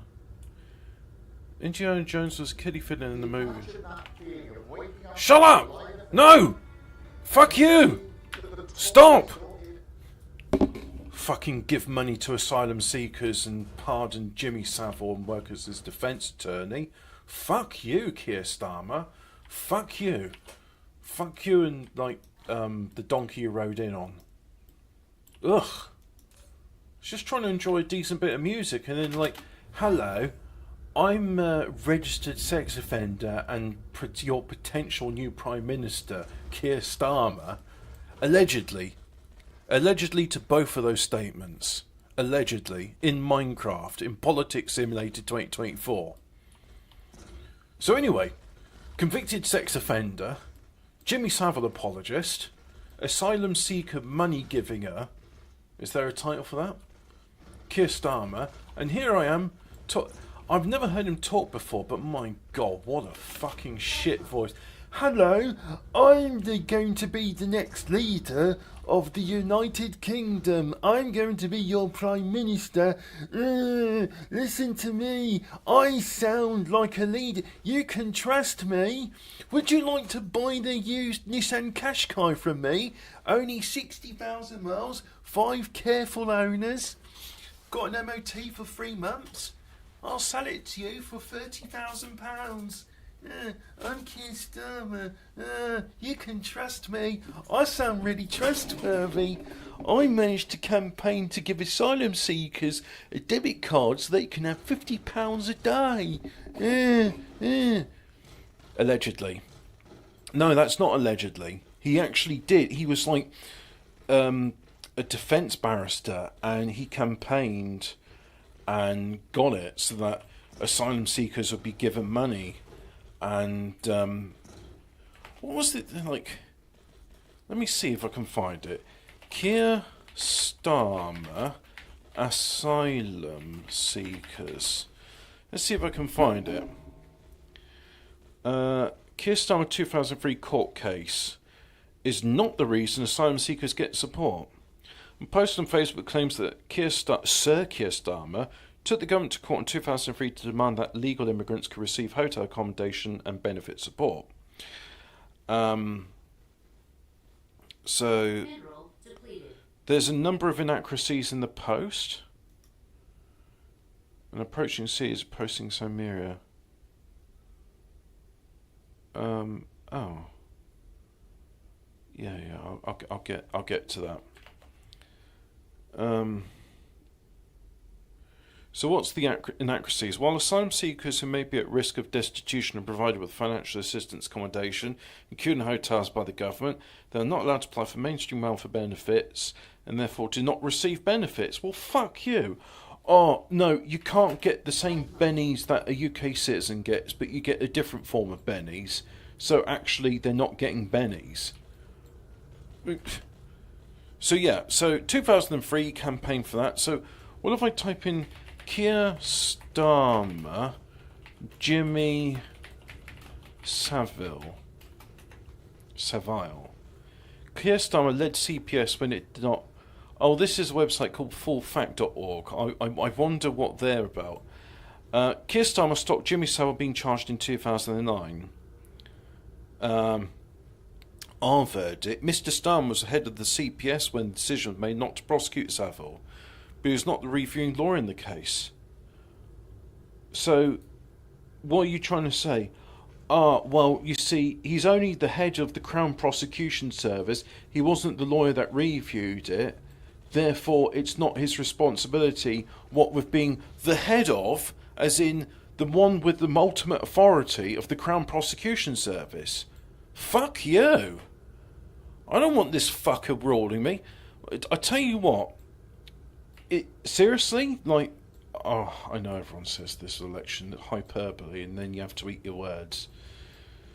If Labour get in, if this monster is going to be our leader, I know they're all arseholes, they're all shit. But, like, why can't I just be like, you know what? I think it's time to move. I think it's time to start a new life somewhere else. And that's going to be hard because it's like, I have to pack my stuff and I have to move. And then if I go across the continent, I have to get another car. But hey, you know, there's people have started from less. Extraterrestrial dark fog is assaulting. Oh, you absolute fucker. Cruise mode. I don't want to deal with this right now.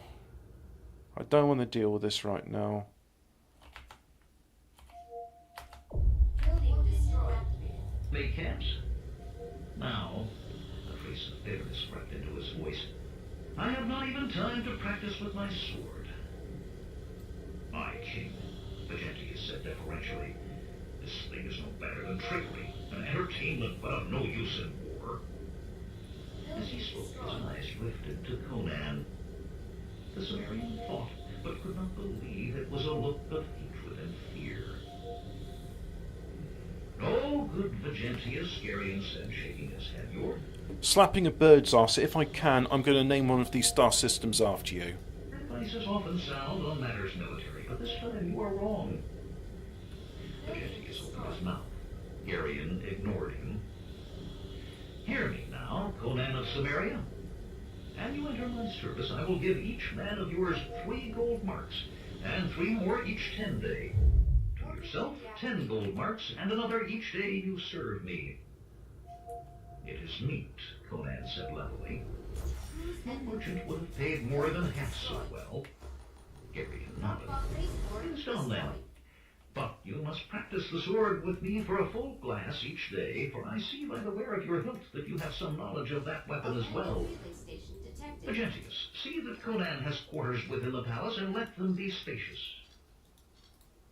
In the way of kings, having issued his commands, Garion strolled away without further words, soldiers bowing as he left, courtiers and counselors trailing in his wake.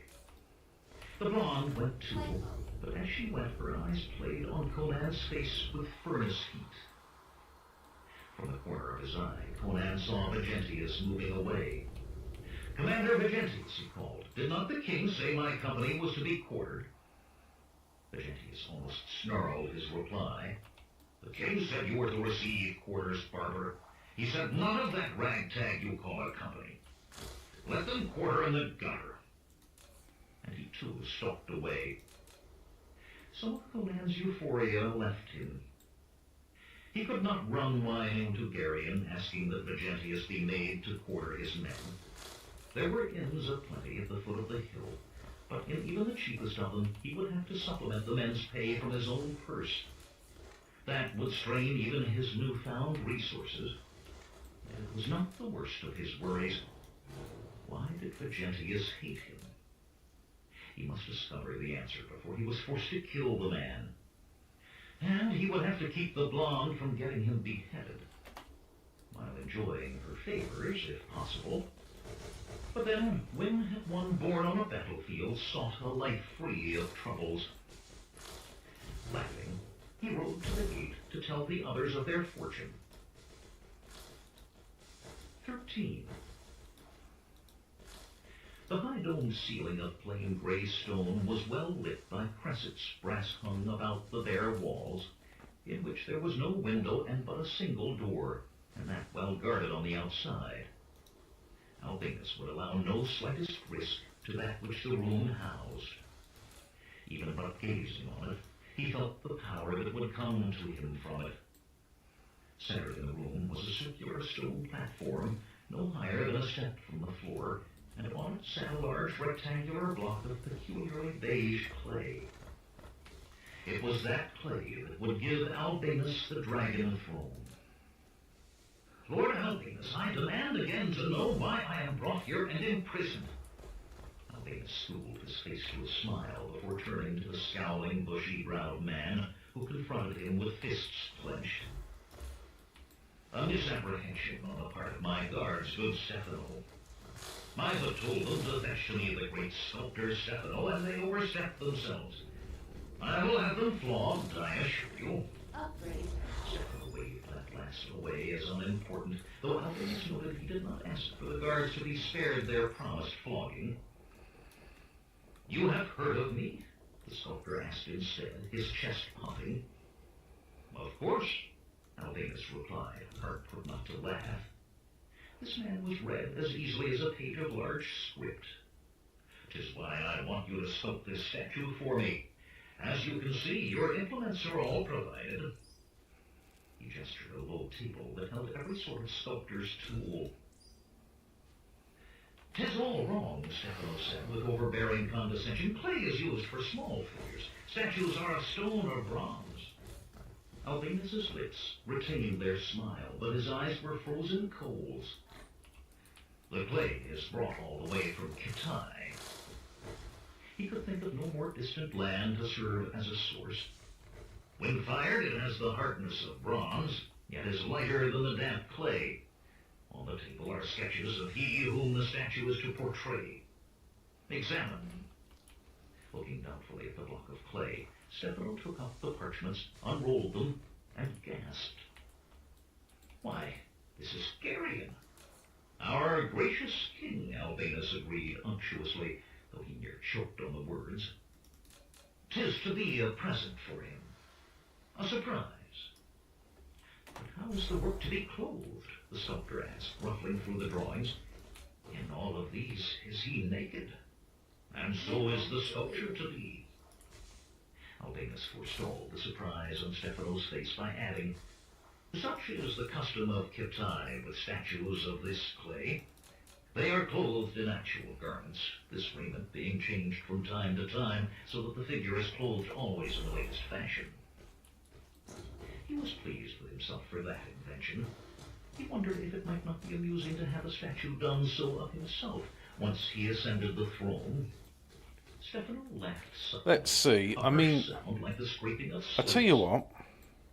And what would be done with a naked statue of Garion, were Garion no...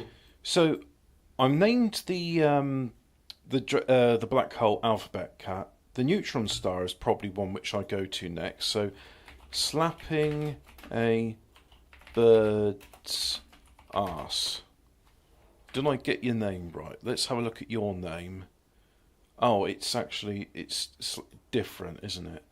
Slapping, and then a bird's, and there's no apostrophe there, even though the arse belongs to the bird. But that is how your name appears, so that is how you have the neutron star, and Alphabet Cat has the black hole. No longer on the throne.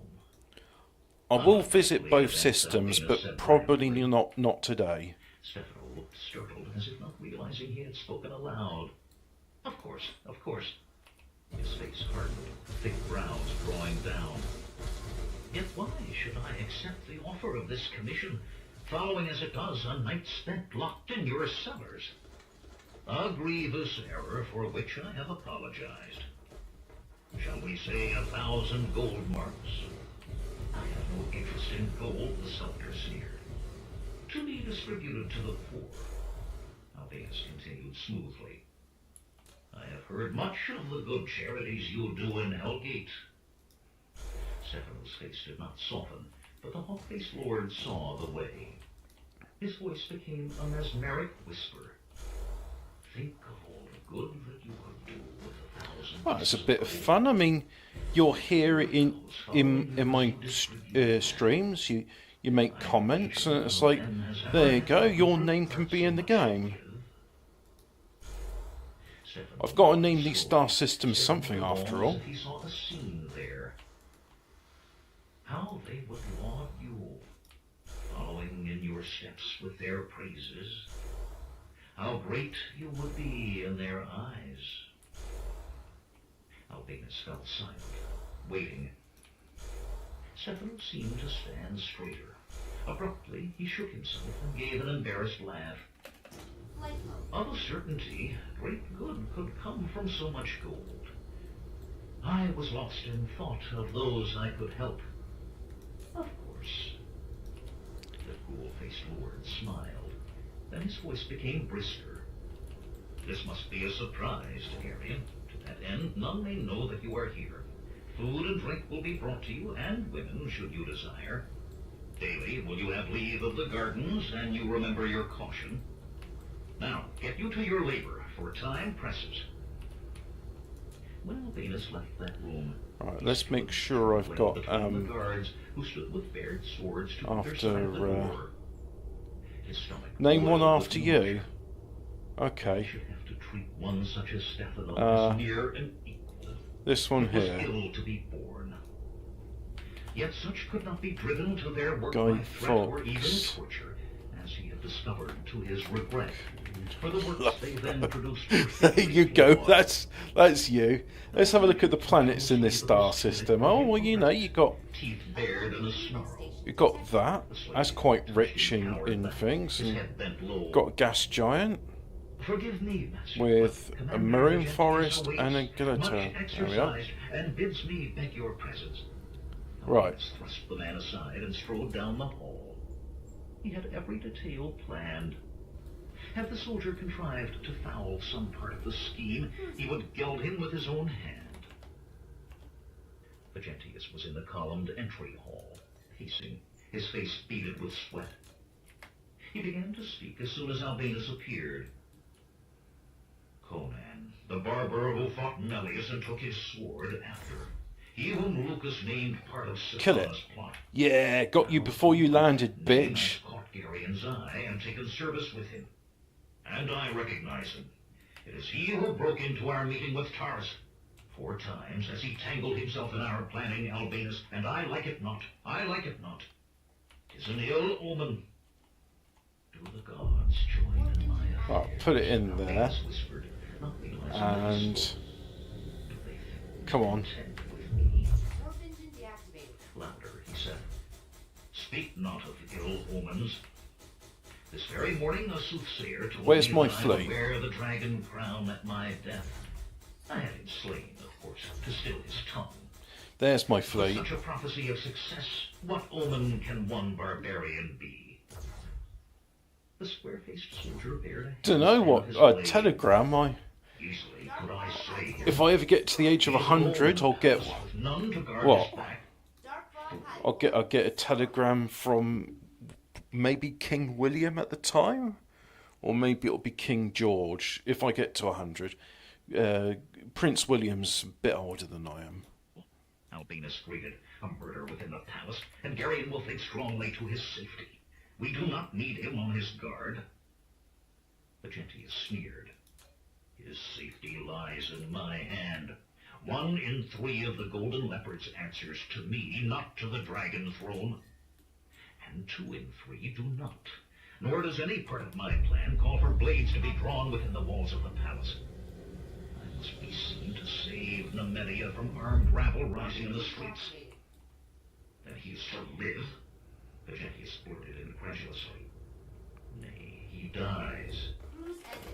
Flight Will mode. this Conan be some weapon of the gods lifted against him? Dark Vault base port destroyed. He was destined to wear the dragon crown. He was born to be a king, and Okay. with the power of the blue sphere, And- a living god.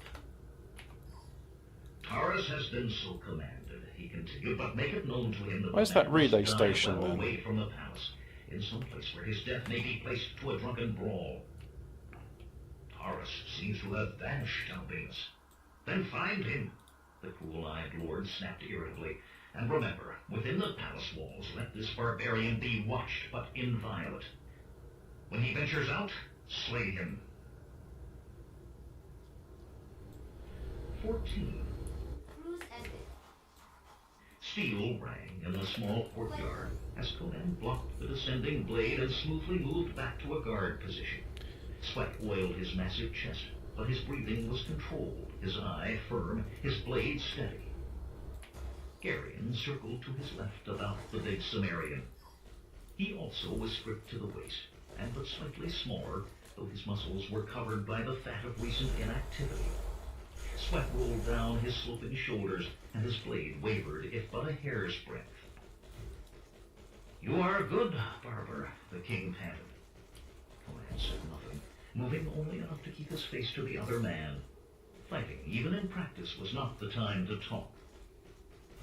"But you say little," the king continued. And as he spoke, his sword darted for the Sumerian's middle. Conan barely moved.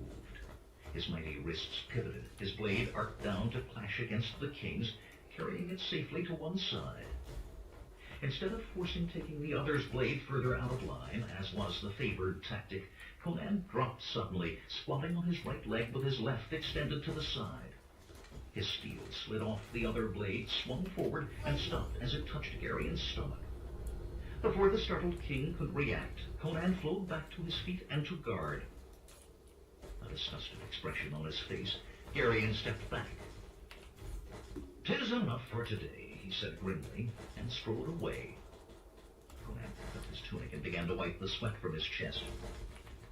When Garion had disappeared through the arched courtyard gate, Porto stepped out from the shadows beneath the balcony, shaking his shaggy head. "'Tis well he knew not that I was here, Cimmerian, else we both might find ourselves in the dungeons beneath these stones.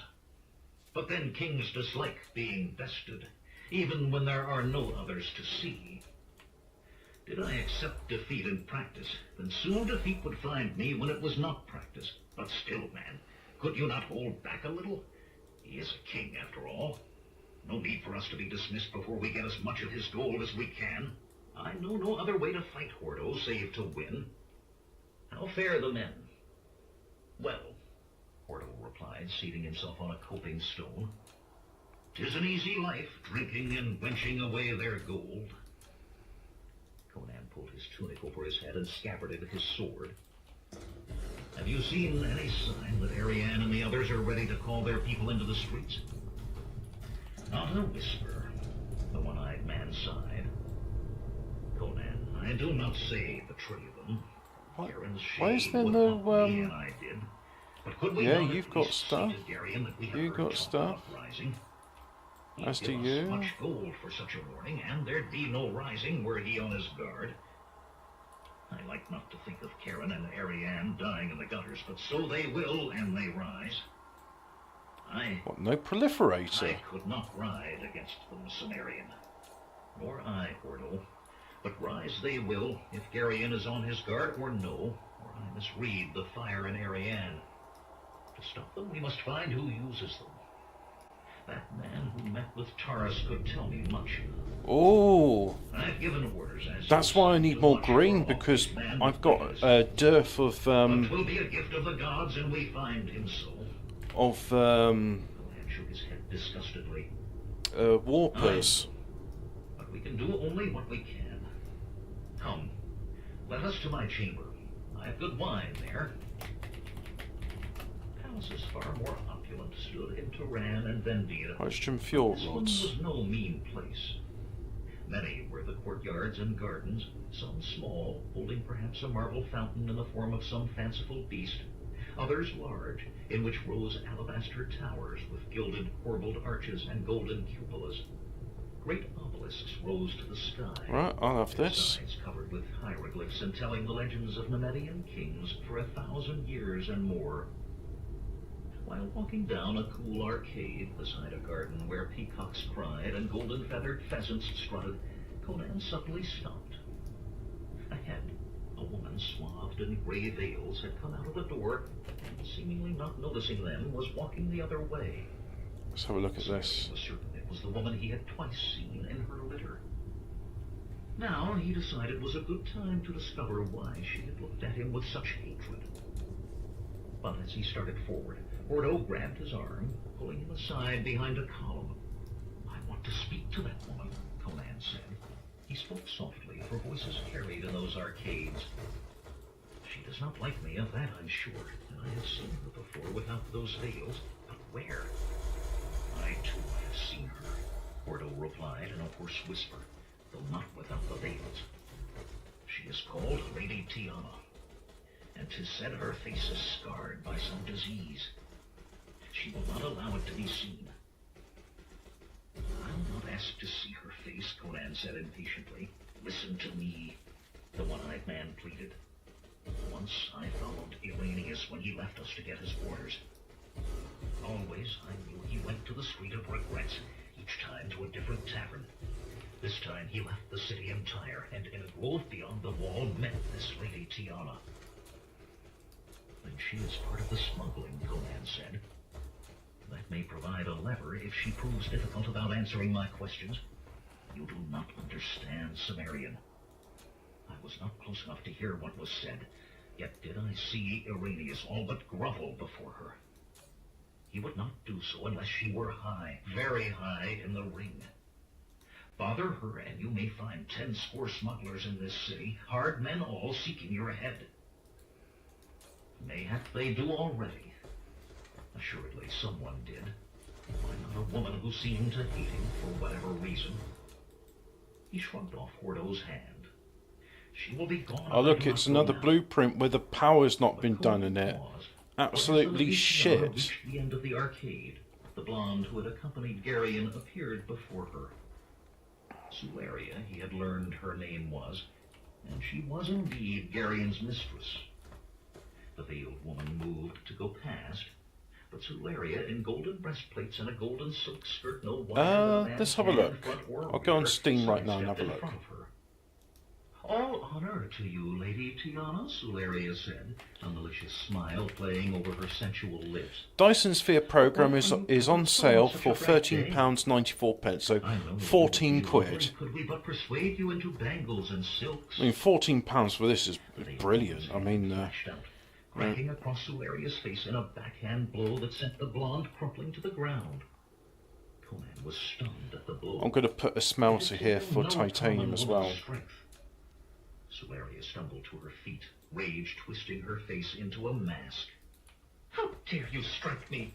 She spat. I to your kennel, bitch. A third woman snapped, appearing beside the other two. Tall and willowy, she was as beautiful as Sularia, but with silken black hair and imperious dark eyes and a haughty face. Her blue velvet robe, sewn with tiny pearls, made the blonde look a tavern girl. Speak not so to me, Lady Jelana, Sularia answered angrily. I am no servant, and soon... She stopped suddenly. Jelana's mouth curled in a sneer. You are a slut, and soon enough Garion will decide so for himself. Now, get you gone before I summon a slave to whip you hence. Sularia trembled from head to foot, her face venomous. With an inarticulate cry of rage, she sped away from the two women, past where Conan and Hordo stood behind the column. Conan watched her go. When he turned back, Jelana and Tiana were gone. Scowling, he leaned against the stone. In this place I could search it. Yeah, I'll say. Find her, he growled. Conan the Barbarian delivers. Instead of letting you draw me away like a frightened boy. Mitra, Conan, let us ride from this city. Hordo's single eye fixed the Sumerian with entreaty. Forget Lady Tiana. Forget Garion and his gold. There's gold in Ophir, and when we take Blade Fee there, at least we'll know who wants to kill us. Conan shook his head. Never have I run away from my enemies, Hordo. 'Tis a bad habit to form. Go you on to the taverns. I go to my chamber to think on how to find this Tiana. I'll find you later, and match you 2 drinks to 1. As the Sumerian started away, Hordo called after him. Always before you knew who your enemies were. But Conan walked on. A wise man did not leave an unknown enemy behind him, but rather sought that enemy out. Better to die than flee, for once flight began, how could it end? The enemy would come at last, and victory or death would be decided then at a time and place of the foe's choosing. While there was yet life and will, the enemy must be sought. Reaching his chamber, Conan put his hand to the door. It shifted at his touch. The latch had been drawn. Warily he drew his blade and stepped aside. With sword point he thrust the door open. It swung back to crash against the wall, but there was no other sound, no hint of movement within. Snarling, the big Sumerian threw himself through the open door in a long dive, tucking his shoulder under as he hit the floor to roll to his feet, sword at the ready. Why is it requesting Sularia proliferator? You're not using the fucking thing. It comes in through there. Oh, you absolute shitbag. Bowman, swordsman, and now tumbler. What other tricks have you, barbarian? Keeping a tight rein on his anger, Conan closed the door. He was no man to enjoy making a fool of himself before a woman, most especially not a beautiful woman. When he turned back to her, his eyes were blue glacier ice. Why are you here, woman? How magnificent you are, she breathed, with the sweat of combat still on you. You defeated him, didn't you? Garion could not stand against one such as you. Hastily he searched the room, flipping aside each tapestry on the wall, putting his head out of the window to make sure no assassin clung to the copings. Even did he look under the bed before her amused smile made him throw the coverlet back down with an oath. What do you look for, Conan? I have no husband to jump out accusing. You have a king, he growled. One look at her, golden breastplates barely containing her swelling orbs, narrow strips of golden silk tangled about her thighs, proved she could carry no weapon greater than a pin. A king who can talk of nothing but tariffs and grain and things even more boring. A sultry smile caressed her lips, and she let herself fall backward on the bed, breathing deep. But you, barbarian, are not boring. I sense power in you, though afar as yet. Will you become a king, I wonder? Conan frowned. That sequence of words seemed to touch some deeply buried memory. Power. That he would be a king. He thrust it all from his mind. A fancy for children, no more. He laid his sword across the bed above Solaria's head. It would be close to hand there, let come who would. The blonde twisted to gaze at the bare blade, wetting her lips as if its closeness excited her. Conan clutched the golden links that joined Not producing enough power. And tore them from her. Her eyes darted back to him, the icy sapphire of his commanding the smoldering blue of hers. You have played a game with me, woman, he said softly. Now 'tis my turn to play. Neither of them saw the door move ajar, nor the woman in gray veils who stood there a time, watching them with eyes of emerald fire. 15. As Conan walked through the palace the next afternoon, Ordo ran to join him. "'Tis well to see you, Cimmerian. I had some niggling fears when I did not meet you in the taverns last night." "I found something else to do," Conan smiled. Hurrying slaves thronged the corridors, keeping near the walls to leave the center free for strolling lords and ladies, of which there were some few, in richly embroidered velvets and satins, hung about with gold chains and emeralds and rubies on necks and wrists and waists. Nobles gave the warrior pair curious looks, men haughtily disdainful, women thoughtful. Ordo eyed them all suspiciously, then dropped his voice and leaned closer to Conan as they walked. "Mayhap you took time last night to reconsider what occurred yesterday. Even now, Garion's torturers may be heating their irons. Let us to horse and away while we can." "Cease this foolish prank," Conan laughed. "Not 2 glasses ago I exercised at swords with Garion, and he said no ill word to me. In fact, he laughed often, except when his head was thumped." The one-eyed man's stride faltered. "Cimmerian, you didn't. Mitra, you do not crack the pate of a king." "I cracked no pate, Ordo. Garion's foot slipped on leaves blown by the breeze, and he struck his face with his own hilt in falling. A bruise, no more." "What men like you and me account a bruise," Ordo said, raising a finger like one of the philosophers at the Festus. "Kings account a mortal insult to dignity." "I fear you are right," Conan sighed. "You do grow old." "I am, too," Ordo began, and snapped his mouth shut with a glare as he realized what the big Cimmerian had said. Conan suppressed the laughter that wanted to escape at the look on the bearded man's face. Ordo might call himself old, but he was very ready to thump anyone else who named him so. Then the Cimmerian's mirth faded. They had come on a courtyard in which a score of the golden leopards stood in a large circle about Vigentius, all including the commander stripped to the waist. A small knot of nobles stood discreetly within an arcade on the far side, watching. Apart from them, but also among those columns so she should not seem to watch, was Sularia. Vigentius turned within the circle, arms flexing over his head. There we go. Now we've got sufficient power production. "I've not worked up a sweat as yet." His bare chest was deep, his shoulders broad and covered with thick muscle. "Am I to get no exercise? You, Oaxus!" A Conan stepped forward, dropping into a crouch. As tall as Vigentius, he was not so heavily muscled, though no stripling. Oh, it seems titanium is... Crouching and we have a circling. dearth of titanium Axis production. circled with him, but not Duly laughing. noted. Abruptly, they rushed together, grappling, feet shuffling. I'll just go to this one as well, because it says the cores destroy, but it's at level 4. Even as the Sumerian thought, Oaxis slipped an arm free, his fist streaking for Vigentius's corded stomach. Perhaps he remembered who it was and struck, for at the last instant the blow slowed, the impact bringing not even a grunt from the grinning Vigentius. The bigger man was under no such restraints.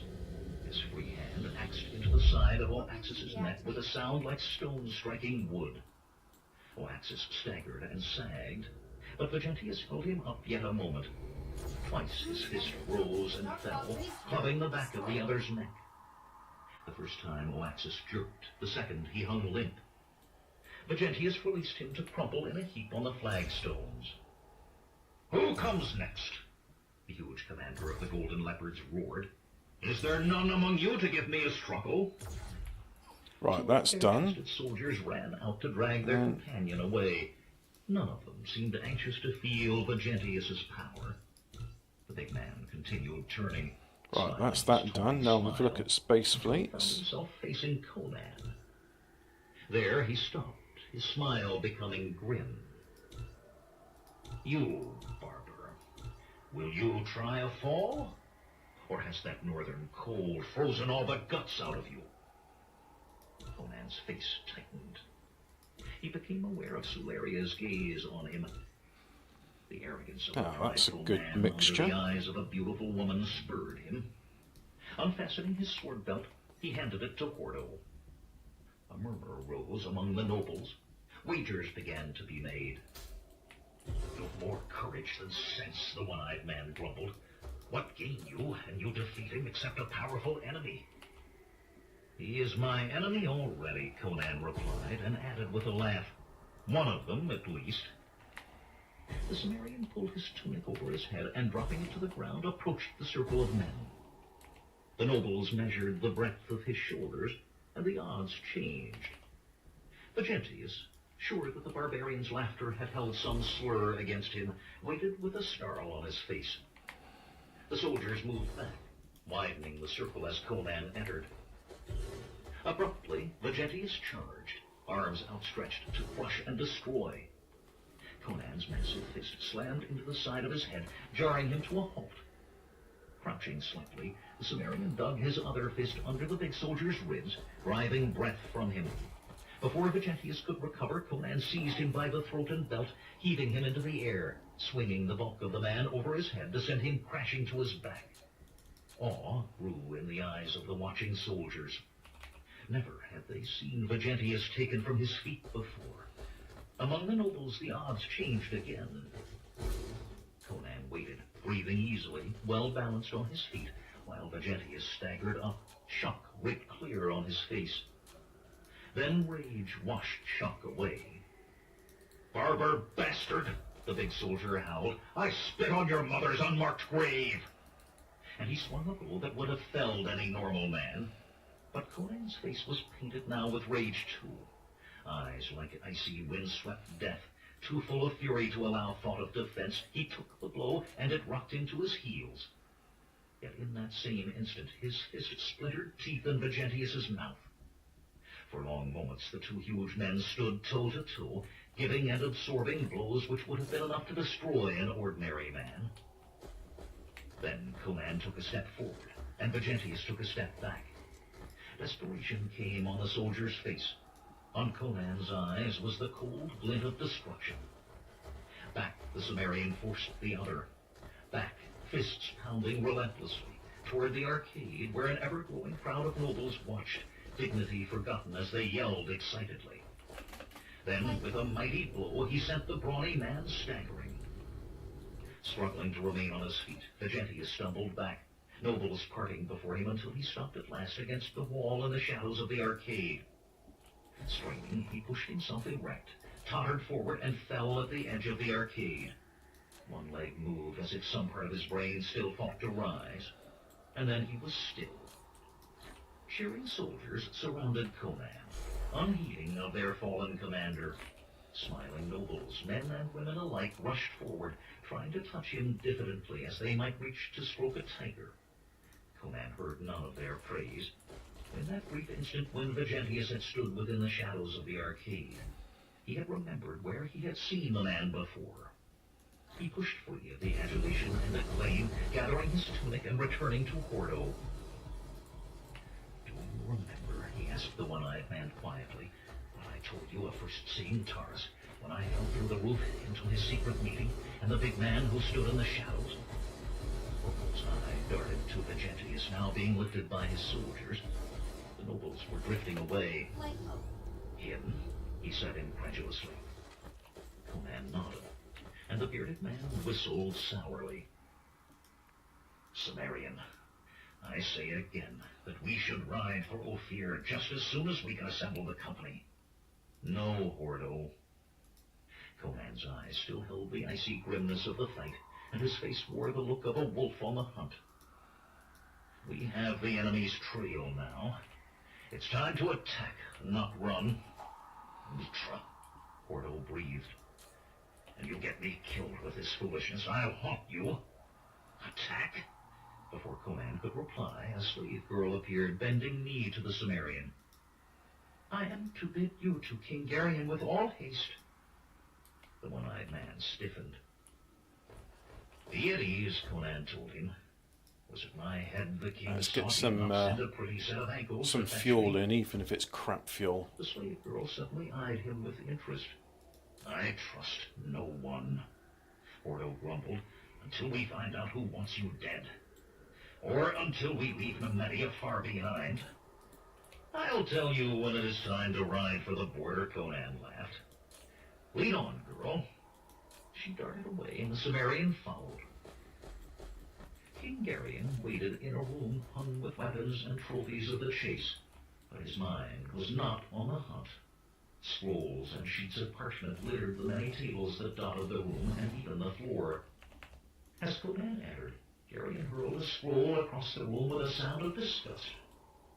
The bruise on his Oh, cheek it's stood just, out against it's the not as angry good, flush of his countenance. I mean it burns, but if you see fuel chain generation is 40% compared to hydrogen, which is 100%. Conan could only say, "And why not?" Geryon's But soft the face thing was is, a picture it's of like I loneliness can get hold of it carved locally out right beneath now, all the scrolls and I've got a parchment. problem with warpers, so "Think you these are the plans for some grand that's why campaign? I'm going to do Some it. magnificent ceremony to honor my father's name and memory? Think you so?" Conan shook his head. More times than one, his life had been altered by the plans. Just and turn down the strategies volume of one because it's a king bit or loud another. here. But he had never But I been won't part affect of the those volume for plans. the stream. He eyed a parchment Now, lying almost at his kimberlite feet. ore, The sheet seemed and covered fire with columns ice, of like numbers. so. And then we'll do the more abundant ones, iron hurling and them to the titanium, floor. like so. "The city drains must be cleared, or so the Physicians' Guild claims. The miasmas will bring on a plague. It is recommended the ancient passages beneath the palace be located and filled to make the palace more secure. Part of the city wall must be rebuilt. The army's pay is in arrears. Grain to be bought. Always more grain." He stopped, scowling at the spreading antlers of a great stag on the wall. "I took that in the wilderness on the Brythunian border. Coal as well. How I wish I were back there now." "Can your counselors not deal with those things?" Conan asked. The king laughed bitterly. "So they could, were it not for the gold. Gold, Conan. Conversion rate I am 80%, reduced that's to grubbing better. for it like a greedy merchant. The treasury So I'll is send that well to nigh hydrogen, bare. and then The when it more gets grain I must hydrogen, it'll buy be in alright. Ophir and Aquilonia, the higher the price goes, and I must try to replace an entire crop with insane brigands burning those wagons that do not travel under army escort, and many that do. Already have I ordered some ornaments to be melted, but even as I strip the palace bare, There it we would go. be barely enough." "What will you do?" Conan asked. Always had he And that's imagined it. the wealth of There's kings the to end be of our limitless. thing. This was So, a new thing for him. wind The king energy would be a good would thing for this rule place. No less than he, if in Solar's greater like amounts. pathetic, 27%. It's nothing. Borrow, Geryon replied. "A number of nobles But and anyway, merchants have that will offers to do for buy all now. my own. The main thing is, Let I them got to get to get that place which preventing our nation makes from starving." green science, because if He I wandered among don't, the parchments until he found we're not going to have any one folded and warpers. sealed with the dragon seal of Nemedia. You will carry this to Lord Contaro Albinus. He is among the richest men in Nemedia, and so will be among the first to be asked to contribute. You know what that planet could do with climate change? It was a frozen wasteland, Or be taxed far if away they from will any not sun. lend. The king motioned for Conan to go, but the big Sumerian remained where he stood. Yeah, It was a delicate thing. he can't was produce about the to quantum do. chips He was now. a man used to delicacy, and he felt an unaccustomed awkwardness. Garion looked at him in obvious surprise that he did not leave. How well do you trust Vegentius? Conan blurted finally. Well enough to retain him as commander of the royal bodyguard, Garion replied. Why ask such a question? Conan took a deep breath and began the tale he had planned on his way to this room. Warp engine Since coming here, I have thought that I had seen Vegentius before. Today I remembered. I saw him in a tavern in the city, in close converse with a man called Taurus, one who has been known to say that some other would be better on the throne than you. A serious charge, Garion said slowly. Vegentius has served me well, and my father before me for many years. I cannot think he means me harm. You are the king, yet one lesson of kingship I know. A man who wears a crown must be ever wary of others' ambitions. Garion threw back his head and laughed. A good swordsman you may be, Conan, but you must leave being king to me. I have somewhat more experience with wearing a crown than you. Now go. I would have that message to Lord Albinus quickly. Inclining his head, Conan left. He hoped that he had planted some seed of suspicion. Yet this fighting with words pleased him not at all. To face an enemy with steel was his way, and he hoped that it came soon. 16.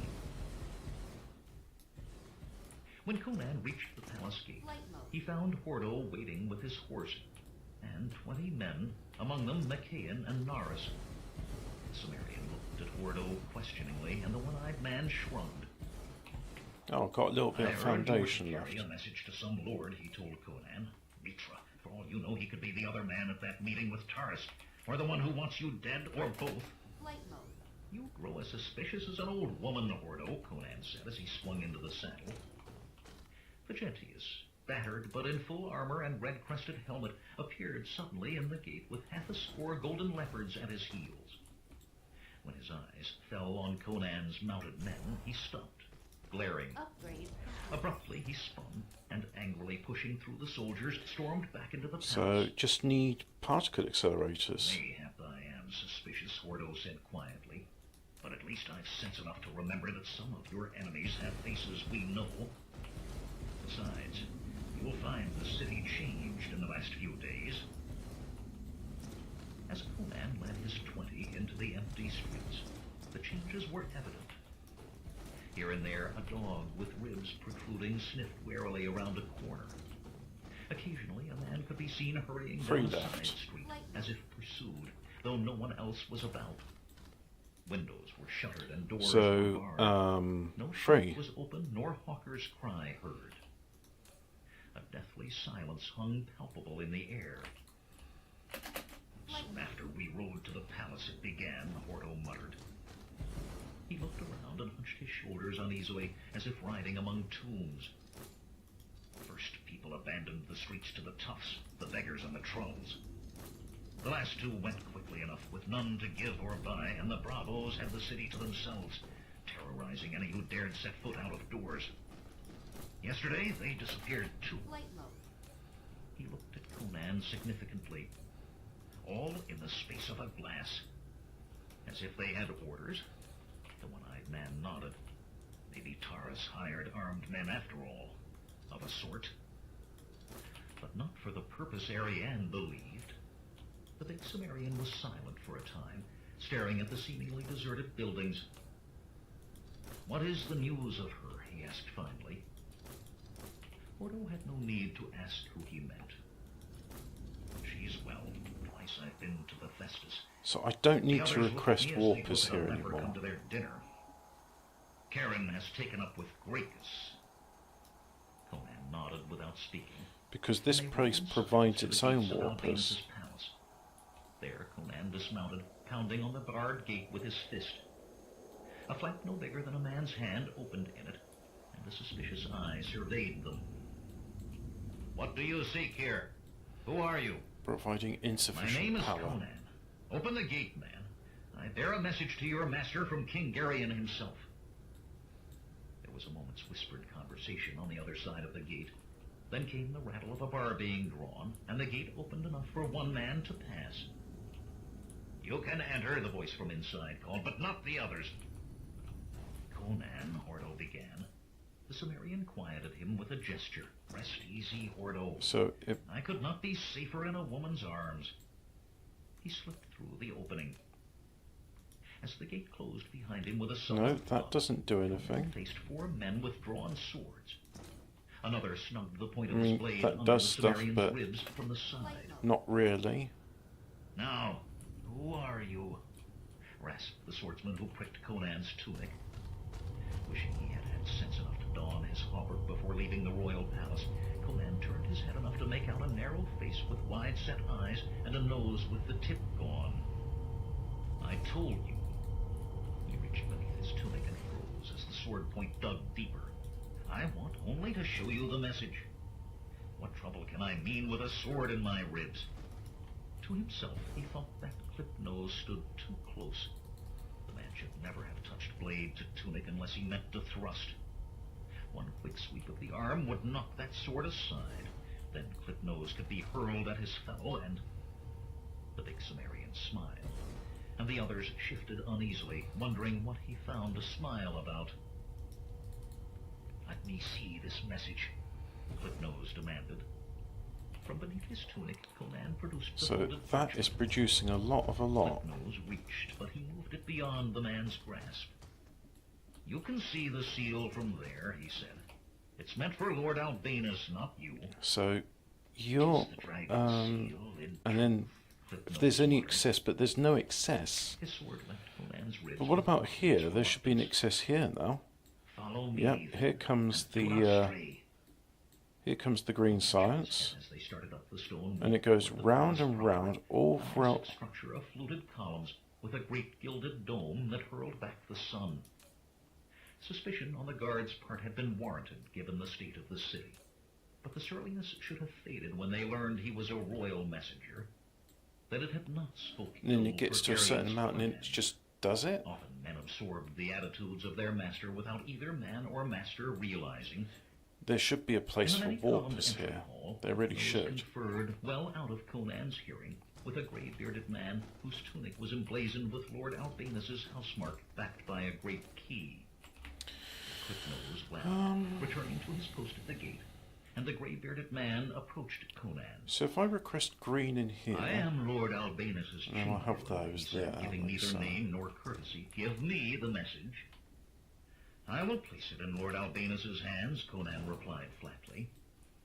He had no real reason not to give it to the chamberlain, for such a one was his master's agent in all things, yet he was irked.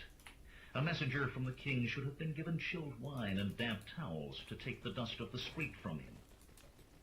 The chamberlain's face tightened, and for a moment Conan thought the man would argue. Instead, he said curtly, "Follow me," and led the Cimmerian up marble stairs to a small room. "Wait here," he commanded Conan, and left after casting an eye about as if cataloging the room's contents against a light-fingered visitor. It was no mean room for all its smallness. Tapestry-hung and marble-floored, its furnishings were inlaid with mother-of-pearl and lapis lazuli. An arch led onto a balcony overlooking a garden fountain. But still, there Like were so. neither towels nor wine. It boded ill indeed for Geryon, such insult to his messenger. Muttering to himself, Conan walked to the balcony and looked down. Almost he cried out in surprise, slights forgotten for the moment. Stefano staggered drunkenly through the garden, half supported by 2 girls in skimpy silks. The sculptor bent to dabble his fingers in the fountain and near fell in. "No water," he laughed at the girls as they drew him back. "Want more wine, not water." Giggling together, they wound a shaky way from the fountain there we go. and into the exotic shrubs. Someone cleared his throat behind Conan, and the Cimmerian spun. A plump man of middling height stood there, one hand clutching his ill-fitting... Now we just need some green to go in here. "You have a message for me," he said. Oh yeah, local "Lord demand. Albanus," Conan said. The plump man nodded shortly and thrust out his hand. So let's Slowly, figure out, Conan gave him the sealed parchment. with the green science over here, His hand closed on it like a trap. where it goes in. "Now go," he said. "I have the message. Go." Conan went. The grey-bearded chamberlain was waiting immediately outside to conduct him to the door, and there Clipnose waited with another man to escort him to the gate. As he Small emerged, amounts Gordon are brought being his horse produced. forward, a relieved grin wreathing his scarred face. "Almost was I ready to come over that wall after you." "I had no trouble," Conan said as he mounted. "I carried the king's message, remember? When next you see Ariane, tell her that Stefano is not dead as she feared. He dwells within, sporting himself with serving girls." "I mean to see her this day," Hordo replied. He stared at the gate thoughtfully. "'Tis odd he sent no message to his friends that he is well." "Not so odd as a lord with broken nails and work-calloused hands," the Cimmerian said. "A swordsman? No, Hordo. I know work-wrought calluses when I see them. Still, 'tis none of our concern. The Genti is So his, this success and this very is night I going mean to to have be private stopped conversation now. with the good commander." And you're not going to He request rode it from the anymore. gate, the others galloping in 2 columns behind. Albanus thrust the plump man, now dressed in naught but a filthy breechclout to his knees, face to the marble floor. "Well, Varius?" Proliferate, edit production speed up. His face dark with impatience. Extra products production He snatched speed the up. parchment, crumpled it in his fist. Did he seem suspicious? Did he accept this dog as me? Extra Taunted the products, kneeling that's man what with we his want. foot. "Did he think you a lord, dog? What did he say?" "He did, master." The plump man's voice was fearful, and he did not lift his face from the floor. "He asked only if I was Lord Albanus, then gave me the parchment and left." Albanus growled. The gods toyed with him to send this man whose death he sought beneath his very roof, where he could not touch the barbarian, lest suspicion be drawn straight to him, and where he must hide to escape recognition. Beneath his own roof, and on this, the first day of his triumph. His eye fell on the kneeling man, who trembled. "Could you not have found someone more presentable to represent me, Varius? That even a barbarian should take this slug for me offends me." "Forgive me, my lord," the chamberlain said, bowing even more deeply in apology. "There was little time and a need to find one who would fit the tunic." Albanus's mouth curled. "Burn that tunic. I'll not wear it again. And send this thing back to the kitchens. The sight of it disgusts me." Varius made a slight gesture. The kneeling man scurried from the room, hardly rising higher than a crouch. "Will that be all, my lord?" "No. Find that drunken idiot Stefano and hasten him to the workroom. But sober him first." Albanus waved Varius from the room and turned to the message from Geryon. Curious as to what it could be, he split the seal. "Our dear Lord Now I should Countaro improve the Albanus, production of Space Warpers. All Entire star honor to cluster. And we we search summon you for... before the dragon throne that How you do I may advise search? us on matters near our heart. Well, if I just do As local one who planet... loves us and Nemedia well, we know you will make haste. Yep, there's Space Warpers. There's Geryon, production Nemedia increasing. Primus." A furrow gleam Put lit a Albanus's black star eyes next as to he it, and then waved the parchment in hopefully, clawed hands. if it's a starred "I will come item, to you soon enough," he I should whispered. see it as... "My love I will show with chains and hot irons, till on your knees you will acknowledge me king. Albanus, first in Nemedia, you will beg for death at my hand. There you are. tossing the crumpled sheet aside. So the consumption, as you can see, is just under production, but that's only been like recently. So if I look in the last minute, without notice. On the stone circle in the center of the room stood the clay figure of Garion, complete at last. where is it? Or Where are almost, you? he thought, smiling. Perfect in every detail, just slightly larger than the living man. Stefano had made some quibble about that, saying it should be either exactly life-size or of heroic proportions. It seemed to be striding forward, mouth open to utter some pronouncement. And it contained more of Garion than simply his looks. Arduously worked into that clay with complicated thaumaturgical rituals were Garion's hair and parings from his fingernails, his sweat, There his we are. blood, and his You can seed. see the production now is All had increased. been obtained by That will more Solarian than meet at the Dark Lord's consumption. command. Excellent. A huge kiln Let's stood have a look short at distance power. behind Power in the stone past 10 platform, minutes. and a complicated Or series producing of 57 slides and 56.7 levers designed to move gigawatts. the figure-linked platform and kiln. And consuming that. Neither kiln nor slides were ever to be used, however. Albinus had allowed Stefano to construct them in order to allay the sculptor's suspicions before they arose. Climbing onto the platform, Albinus began pushing the wooden apparatus off onto the floor. Unaccustomed as he was to even the smallest labor, yet he must needs do this. Stefano would have had to be chivied to do it, his questions turned aside with carefully constructed lies, and Albinus had long since tired of allowing the sculptor to believe that his questions were worth answering, his vanities worth dignifying. Better to do the work himself. Tossing the last lever from the platform, Albinus jumped to the floor, one hand This out to steady Albinus himself is an against the angry kiln. man. With an oath, he jerked it back from the kiln's rough surface. It was hot. The door opened, and Stefano tottered in, green of face, but much less under the sway of drink than he had been. I want them all flogged, he muttered, scrubbing a hand across his mouth. Do you know what your slaves did to me, with Varius giving the orders? They, fool, Albinus thundered, you fired the kiln. Have I not commanded you to do nothing here without my leave? The figure is ready, Stefano protested. It must be put in the kiln today, or it will crack rather than harden. Last night, did you not hear my command that you were never to handle fire within this room? Think you I light these lamps with my own hands for the joy of doing a slave's work? If the oils in that clay are so flammable, the sculptor muttered sullenly, how can it stand being placed? Be silent. The words were a soft hiss. Albinus's obsidian gaze clove Stefano's tongue to the roof of his mouth and rooted him to the spot as if it were a spike driven through him. Disdainfully, Albinus turned his back. Deftly, he set out 3 small vials, a strip of parchment, and a quill pen. Opening the first vial, it held a small quantity of Garion's blood, with the admixture of tinctures to keep it liquid. He dipped the pen Or and limit neatly it wrote to the a king's name total of across the 10,000. parchment. A sprinkling of powder from the second vial, and instantly the blood blackened and dried. The last container held Albinus's own blood, drawn only that morning.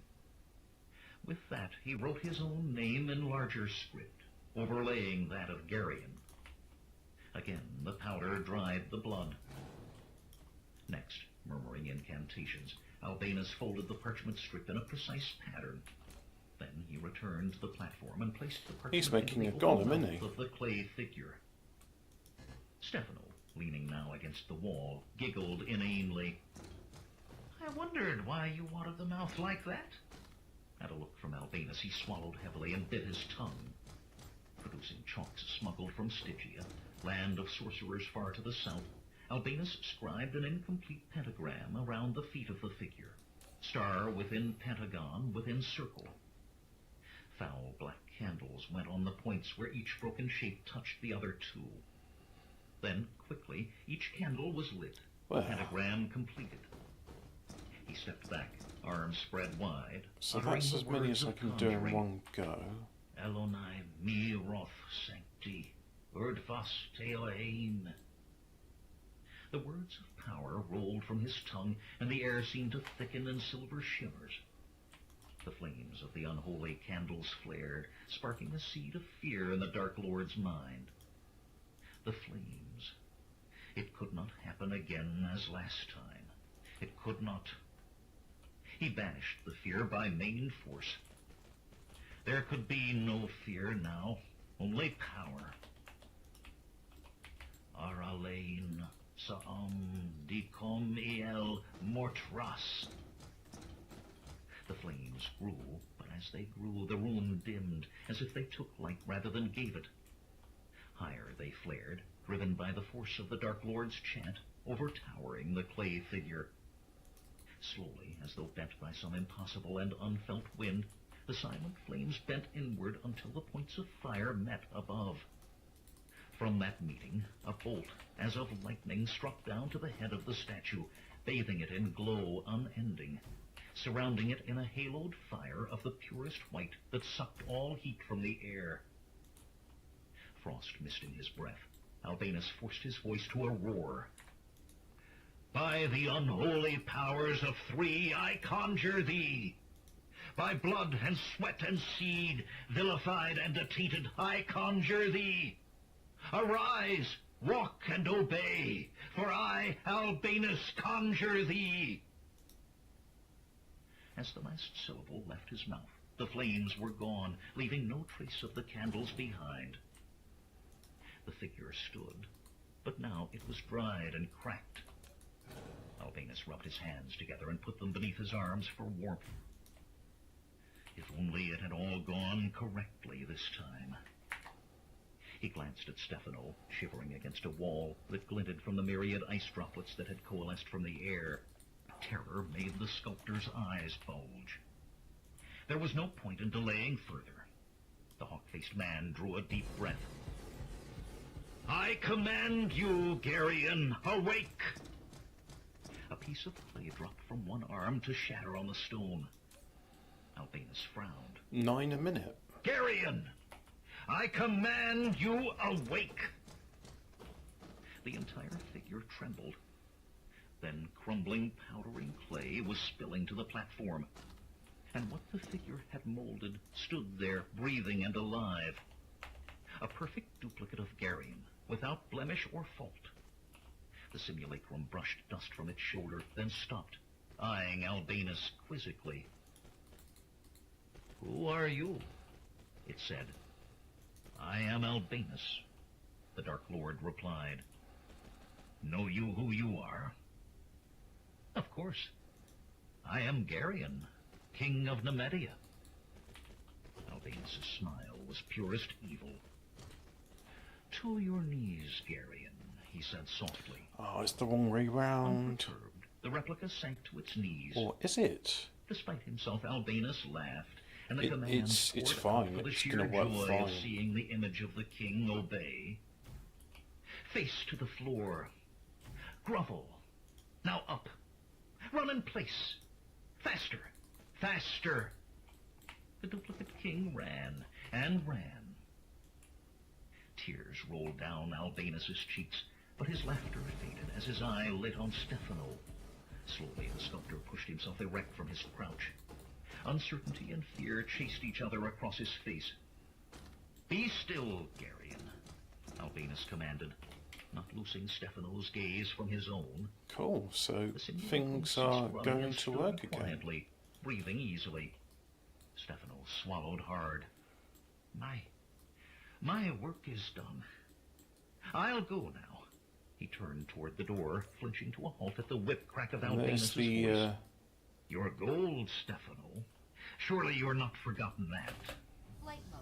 From beneath his tunic, Albinus produced a short, thick cylinder, tightly wrapped in leather. He hefted it on his palm. 50 gold marks. Let's have a look at He this and roared see with fear on Stefano's what the hold up countenance. is. He licked his lips No hesitantly. graviton lens. And where The is... sum mentioned was Let's have a look at 1,000. graviton lens. I am unclothed, No strange the matter. simulacrum said suddenly. And strange matter? Of course, Albinus No said, seeming deuterium. to answer them So the both. bottleneck is deuterium. From the floor, he picked up a length of filthy rag that Stefano had used while sculpting, and with it carefully scrubbed away part of the pentagram. Many things he knew could happen to one attempting to enter a closed pentagram charged with magics, and each was more horrible than the last. Stepping up onto the platform, that he is handed those- the rag to the simulacrum, which wrapped the cloth about its waist. So if I have you also request This is Deuterium. but a first payment, Stefano, Albinus went on. The rest will come to you later. So now, Fractionator? Thrust the leather-wrapped cylinder into the simulacrum's hand. Give this to Stefano. Leaning closer, he added whispered words. Stefano shifted uneasily as the image of the king stepped down from the platform. So many times, Albinus murmured, have I been forced to endure the babble that spills from your mouth. The sculptor's eyes narrowed, darting from Albinus to the approaching figure, and he broke for the door. With inhuman speed, the simulacrum hurled itself forward. Before Stefano had gone a single step, it was on him, a hand with the strength of stone seizing his throat. A So requesting hydrogen, as obdurate like fingers so. dug into the muscles on either side of his jaw, forcing his mouth open. Futilely, Stefano clawed at the hand that held him. His fingers might as well have scraped at hardened leather. With that single hand, as if the sculptor were but a child, the replica forced him to his knees. Too late, Stefano saw the cylinder descending toward his mouth and understood Albinus's words. Desperately, he clutched the approaching wrist, but he could as easily have slowed a catapult's arm. Remorseless, the construct forced the gold deeper and yet deeper into the sculptor's mouth. Choking rasps came from Stefano's throat as the simulacrum of Garion dropped him. Eyes staring from his head, face empurpling, the sculptor clawed helplessly at his throat. His back arched in his struggles till naught but head and drumming heels touched Do I the have floor. any? No, I don't have any of those. Albinus watched the death throes dispassionately, and when the last twitching foot had stilled, he said softly, 950 more will go with you to your unmarked grave. What I promise, I give. His shoulders shook with silent mirth. When the spasm had passed, he turned briskly to the likeness of Garion, still standing impassively over the body. As for you, there is much to learn and little time. Tonight, Tonight? 17, New chapter. Ariane sat despondently. At least this staring reader, at compared to nothing. the Hawkmoon stuff, Around has her, the common room of the pauses bed in between the murmured with chapters. intrigue. No musicians played, and men and women whispered as they huddled together over their tables. Reaching a decision, Ariane got to her feet and made her way through the tables to Gracchus. I must talk to you, Gracchus, she said quietly. That deathly silence had contaminated her also. Let's have a look at here. Later, the stocky sculptor Still muttered without requesting looking at her. hydrogen. To the others at his table, he I went mean, there's on in a hydrogen low, right there. I insistent don't voice. understand. I Like, tell you, it why matters aren't not you if picking up Taurus is hydrogen dead. from here? I know where the weapons are stored. I'll have to double Half a check day, that I- there's actually Some of her old fire rekindled. orbital collectors Gracchus. there. In that room of whispers, the sharp words sounded like a shout. Everyone at the table stared at her. Has it not occurred to you, she continued, that perhaps we are being betrayed? Conan, Gracchus began, but she cut him off. Not Conan. He killed Taurus, a plump, pale-skinned brunette said. You saw that yourself, and he's taken Garion's coin openly now. Yes, Gallia, Ariane said patiently, but if Conan had betrayed us, would not the Golden Leopards arrest us? Silent stares answered her. He has not betrayed us. Mayhap he spoke the truth about Taurus. Perhaps there are no armed men waiting for us to lead the people into the streets. Perhaps we'll find we are no more than a stalking horse for some other's plan. Right, so whilst that's getting done, Gracchus grumbled. You speak rubbish, Ariane. Perhaps I do, she sighed wearily, but at least discuss it with me. Resolve my doubts if you can. Ruse ended. Do you truly have none at all? Take your doubts back to your corner, Gracchus told her. While you sit doubting, we will pull Garion from his throne. Gallia sniffed loudly. What can you expect from one who spends so much time with that That's one-eyed the one. ruffian? Thank you, Gallia, Ariane said. She smiled for the first time since entering the room where Conan stood above Taurus's body and left the table to get her cloak. Gracchus and the others stared at her as if she were mad. and then Working was the answer to fractionators. her problem, she realized. Not as one to talk to, of course. and she mentioned her doubts to him, he would gruffly tell her that Conan betrayed no one. Then he would pinch her bottom and try to inveigle his way into her bed. He had done all of those things already. But he had visited her earlier that afternoon and had told her that Stefano lived and was at the palace of Lord Albinus. The sculptor had had a good mind and a facile tongue before his jealousy of Conan soured him. Either he would dispel her doubts, convincing her of the big Cimmerian's guilt, or convinced himself he would return with her to the Festus to help her convince the rest. She wrapped her cloak about her and hurried into the street. When she reached the Street of Regrets, she began to rue her decision to leave the Festus. That street, always alive with flash and tawdry glitter, lay bare to the wind that rolled pitiful remnants across the paving stones. A juggler's party-colored cap, a silken scarf soiled and torn. In the distance a dog howled, the sound echoing down other empty streets. Shivering, though not from the wind, Ariane quickened her pace. By the time she reached Albinus's palace, she was running, though nothing pursued her but emptiness. Panting, she fell against the gate, her small fist pounding on the iron-bound planks. "Let me in!" A suspicious eye regarded her through a small opening in the gate, swiveling both ways to see if she was accompanied. "Mistress Mercy, let me in!" The bars rattled aside, and the guard opened a crack barely wide enough for her to slip through. Before she had taken a full step inside, an arm seized her about the waist, swinging her into the air with crude laughter. Right. She Do gasped that. as a hand squeezed her buttock roughly, and she looked down into a narrow 500. place. The nose had the tip gone. "A fine bit," he laughed. "Enough to keep us all warm even in this wind." His half-swore companions added their jocularity to his. The mirth drained from his face as he felt the point of her short dagger prick him under the ear. "I am the Lady Ariane Pandarian," she hissed coldly. Mitra, how long had it been since she had used that name? "And Lord Albinus leaves anything of you, I've no doubt my father will tend to the rest." So next, Left her do as though some more. softened. Her feet thumped to the ground. Because I always believe in a bit of "Your pardon, my lady," he stammered. redundancy. Stared with mouths open. "All honor to you. I did not mean—" "I will find my own way," she announced haughtily, and swept away while he was still attempting to fit together an apology. Arrogance, she decided as she made her way up the flagstone walk, was her only hope, arriving at a lord's palace without servants or guards. When one of the great carven doors was opened by a gray-bearded man with a chamberlain's seal on his tunic, her large hazel eyes were adamantine.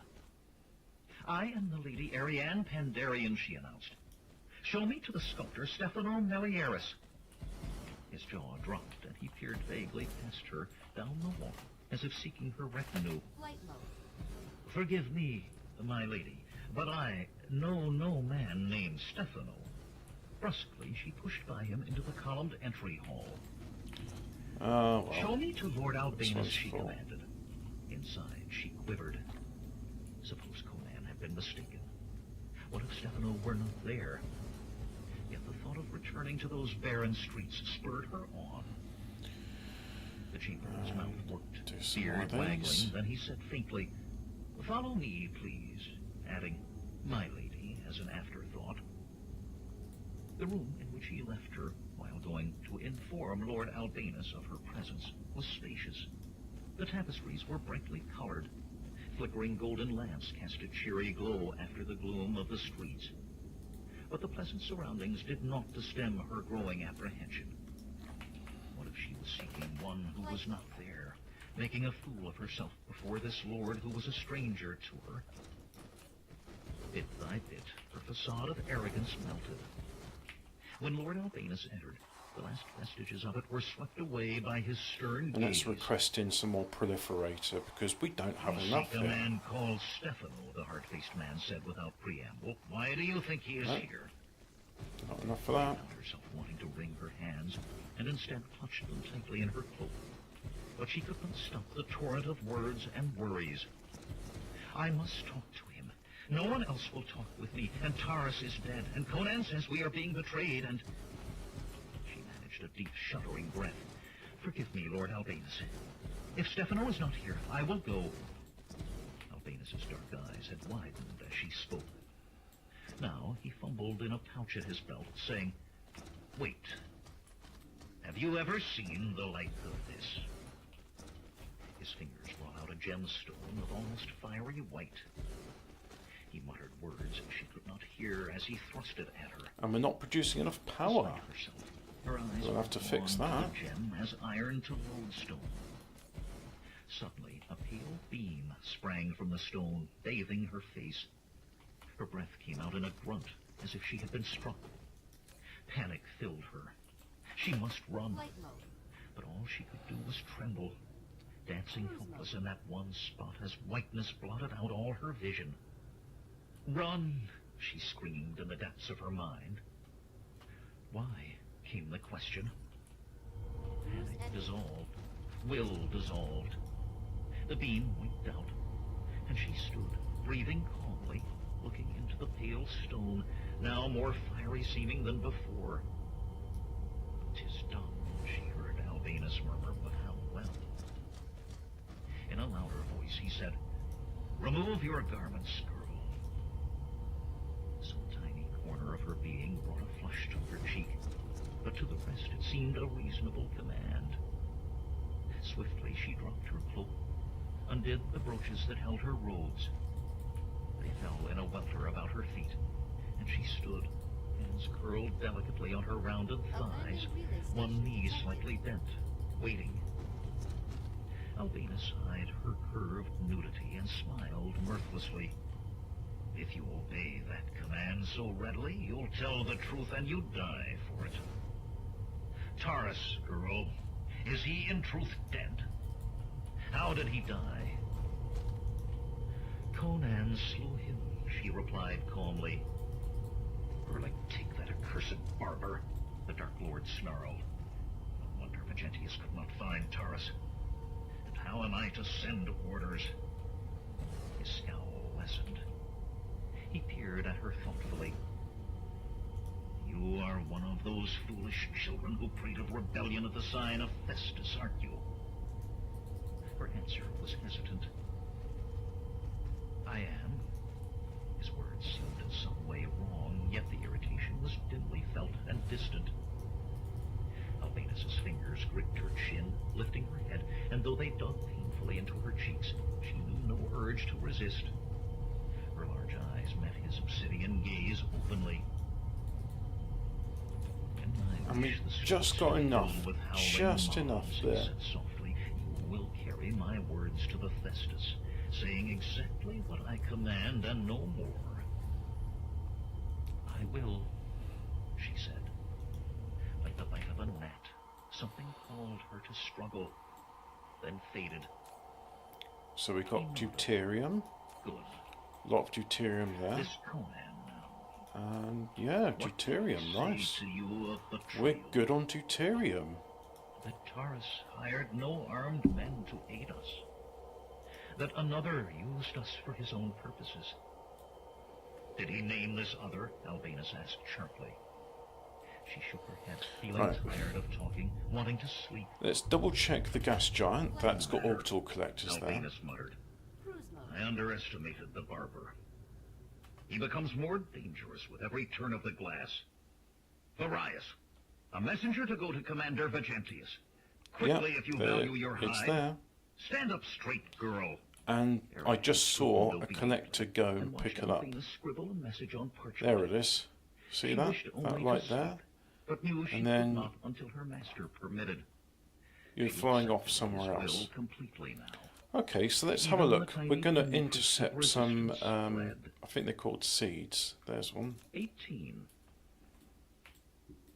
As the deep tone of a bronze gong sounded the first turn of the glass past full sundown, Conan uncoiled smoothly from his bed in the darkness of his room. Already he was prepared for his night's venture, in bare feet and tunic with a dagger at his belt. Sword and armor would hamper where he went. On silent feet he moved to the window, climbed onto the stone lip, and twisted with cat-like grace to find places for his fingers You know what? above. It was not a natural thing Cancel for men all to of look that. up, even when searching. And let's Therefore, the do way to go technology. unobserved was to travel high. Scudding Congratulations, through mission across complete. an gibbous moon, casting shadows that walked and danced. Conan became one with the shadows. Even in that smooth-dressed stone, crevices and chinks were to be found by knowledgeable fingers and toes. Warp engine activated. Stone cornices and the rims of friezes made a pathway for him to the roof. With swift care, he Can't crossed escape its me now. trusses, dropping on the far side to a rampart walk that bore no sentry here in the heart of the palace. Through an embrasure between man-high merlins, he lowered himself to the roof of a colonnade 3 stories above the flagstone courtyard below. Not Within with the you, palace, bastard. behind him, an alarm bell abruptly began to toll, and he froze there in the shifting shadows. Now we'll save the game there. Shouts carried to him, though he could make out no word. And let's go and visit Alphabet Cat, the Such black an hole. alarm, Vegentius would surely be summoned. And yet the hue and cry was not general, for no sudden lights or tramp of marching men disturbed the outer part of the palace. Eventually it would subside, and Vegentius 13 light would years certainly away. return to his quarters. A lupine smile split the Sumerian's face. How fortunate that I had sufficient warpers, because oh boy, if I didn't, Swiftly, well, man I'd be, hurried on, running scuppered. along the roof, scaling another wall at its end with ease, then along the length of it, uncaring of the dark below him, or the stones that waited if foot should slip or grip fail. Halting, he lay flat, swiveled his legs and hips over the edge, and climbed down the short distance to the window of Vegentius' sleeping chamber. Dagger sliding from its sheath, the big Sumerian entered the room like silent death. Some few brass lamps were lit, casting dim illumination there and in the outer chamber. Ah, here we go. Yet both were empty, as he had feared. Let's head to the region of Alphabet Cat. By the door of the inner room to wait.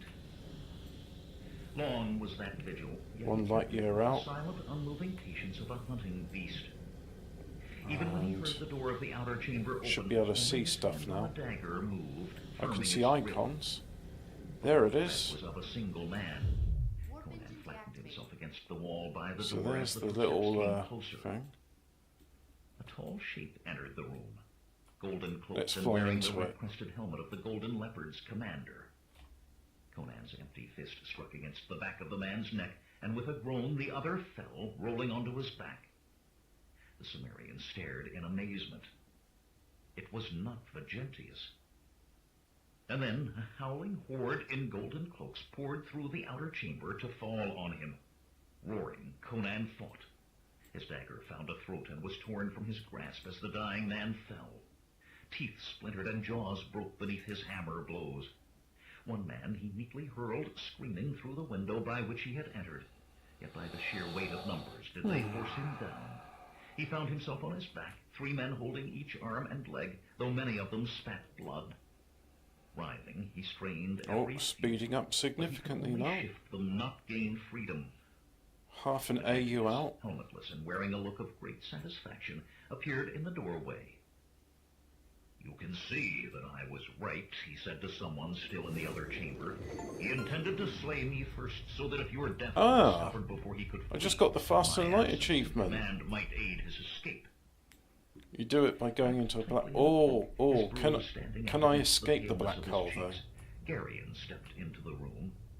He stood gazing down at Conan in horrified wonder. No. Even Alright, the let's see if I can others speed around could it. hardly believe, he whispered. A shudder went through him. A score of times has he had me at the point of his blade. Yeah, come on. I can get out of Then this. he would have surely been known as your assassin, Vegentius That's said it. smoothly. There we go. Liar! Conan spat at the massive soldier. I came here to force you to admit your own foul treachery. We'll get through a bit of this hive as well, just to let the locals know that I'm here. Garion stopped him with a gesture. The king moved closer to address the Sumerian. Mission complete! Congratulations! You discovered the secret of why MSG tastes so good. Vegentius arrested those who conspired with you. A man called Gracchus, a woman, Congratulations. Gallia, some 3 or 4 Builder of the great others. Civilization. Do you deny knowing them, or that they plotted against my throne? The energy you have contributed Conan's will brain accelerate the roiled. development of Homeland. Was Ariane among those taken? For China. To ask, naming her was to give her into their hands if they did not have her. It will forever Foolish youths, he said. They will talk till they are gray and toothless, harming no one. Yet there are those who would use them. He cut off with a grunt as Magentius's boot caught him under the ribs.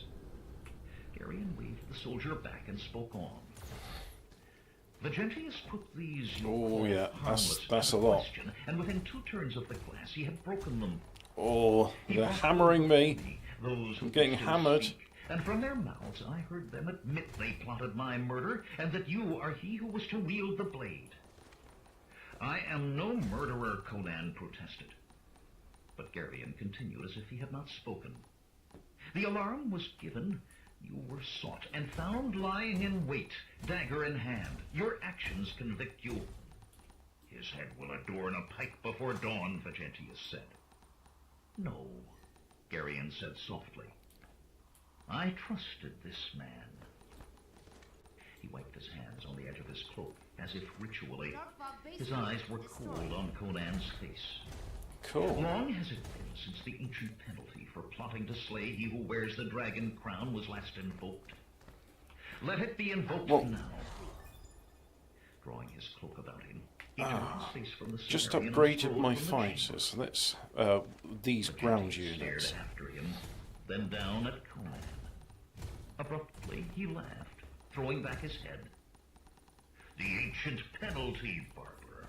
Fitting. To the dungeons with him. One of those holding Conan shifted. The Sumerian saw a descending sword hilt, then saw no more. 19. Oh, that's it. Get out of there. Out of there. Albinus smiled to himself Oh, as his sedan shield took a chair was battering. borne through the night, up the winding streets that But led I'm through the okay. temple district to the royal palace. So close now. So the as thing he is, was in to his order to get to the inevitable next triumph, level, he savored oh, each these are step both the tech bearers level took, 6. carrying him I nearer need his them to goal. get to higher levels in order Two to. torchbearers strode, and 20 guards So surrounded if him. that's level Those streets 6, were is as there empty like as a somewhere tomb where millennia there's even old. more? Those truly important to him marched on either side of his chair, heavily cloaked and hooded, the woman and the man shape. So close. As the procession approached the gate of the palace, Albinus Oh, uttered a my command. eyes! The Fuck! sedan chair was lowered to the ground. Even as the hawk-faced Well, man I think climbed that's out, Vigentius my crossed body's the way of hall. saying I've had enough Albinus looked screen at the time guards and today. raised So an you know what? inquiring brow. We've had fun, haven't we? As Got to planned, listen to the some soldiers music, that saw some quietly cool followed stuff, standing guard this night are loyal to me. made a nice My big best. factory. So yeah, Good, Albinus said. And that'll Conan, do it for now. in the dungeons. Conan, you've said enough today, Conan. So that's it. We're done.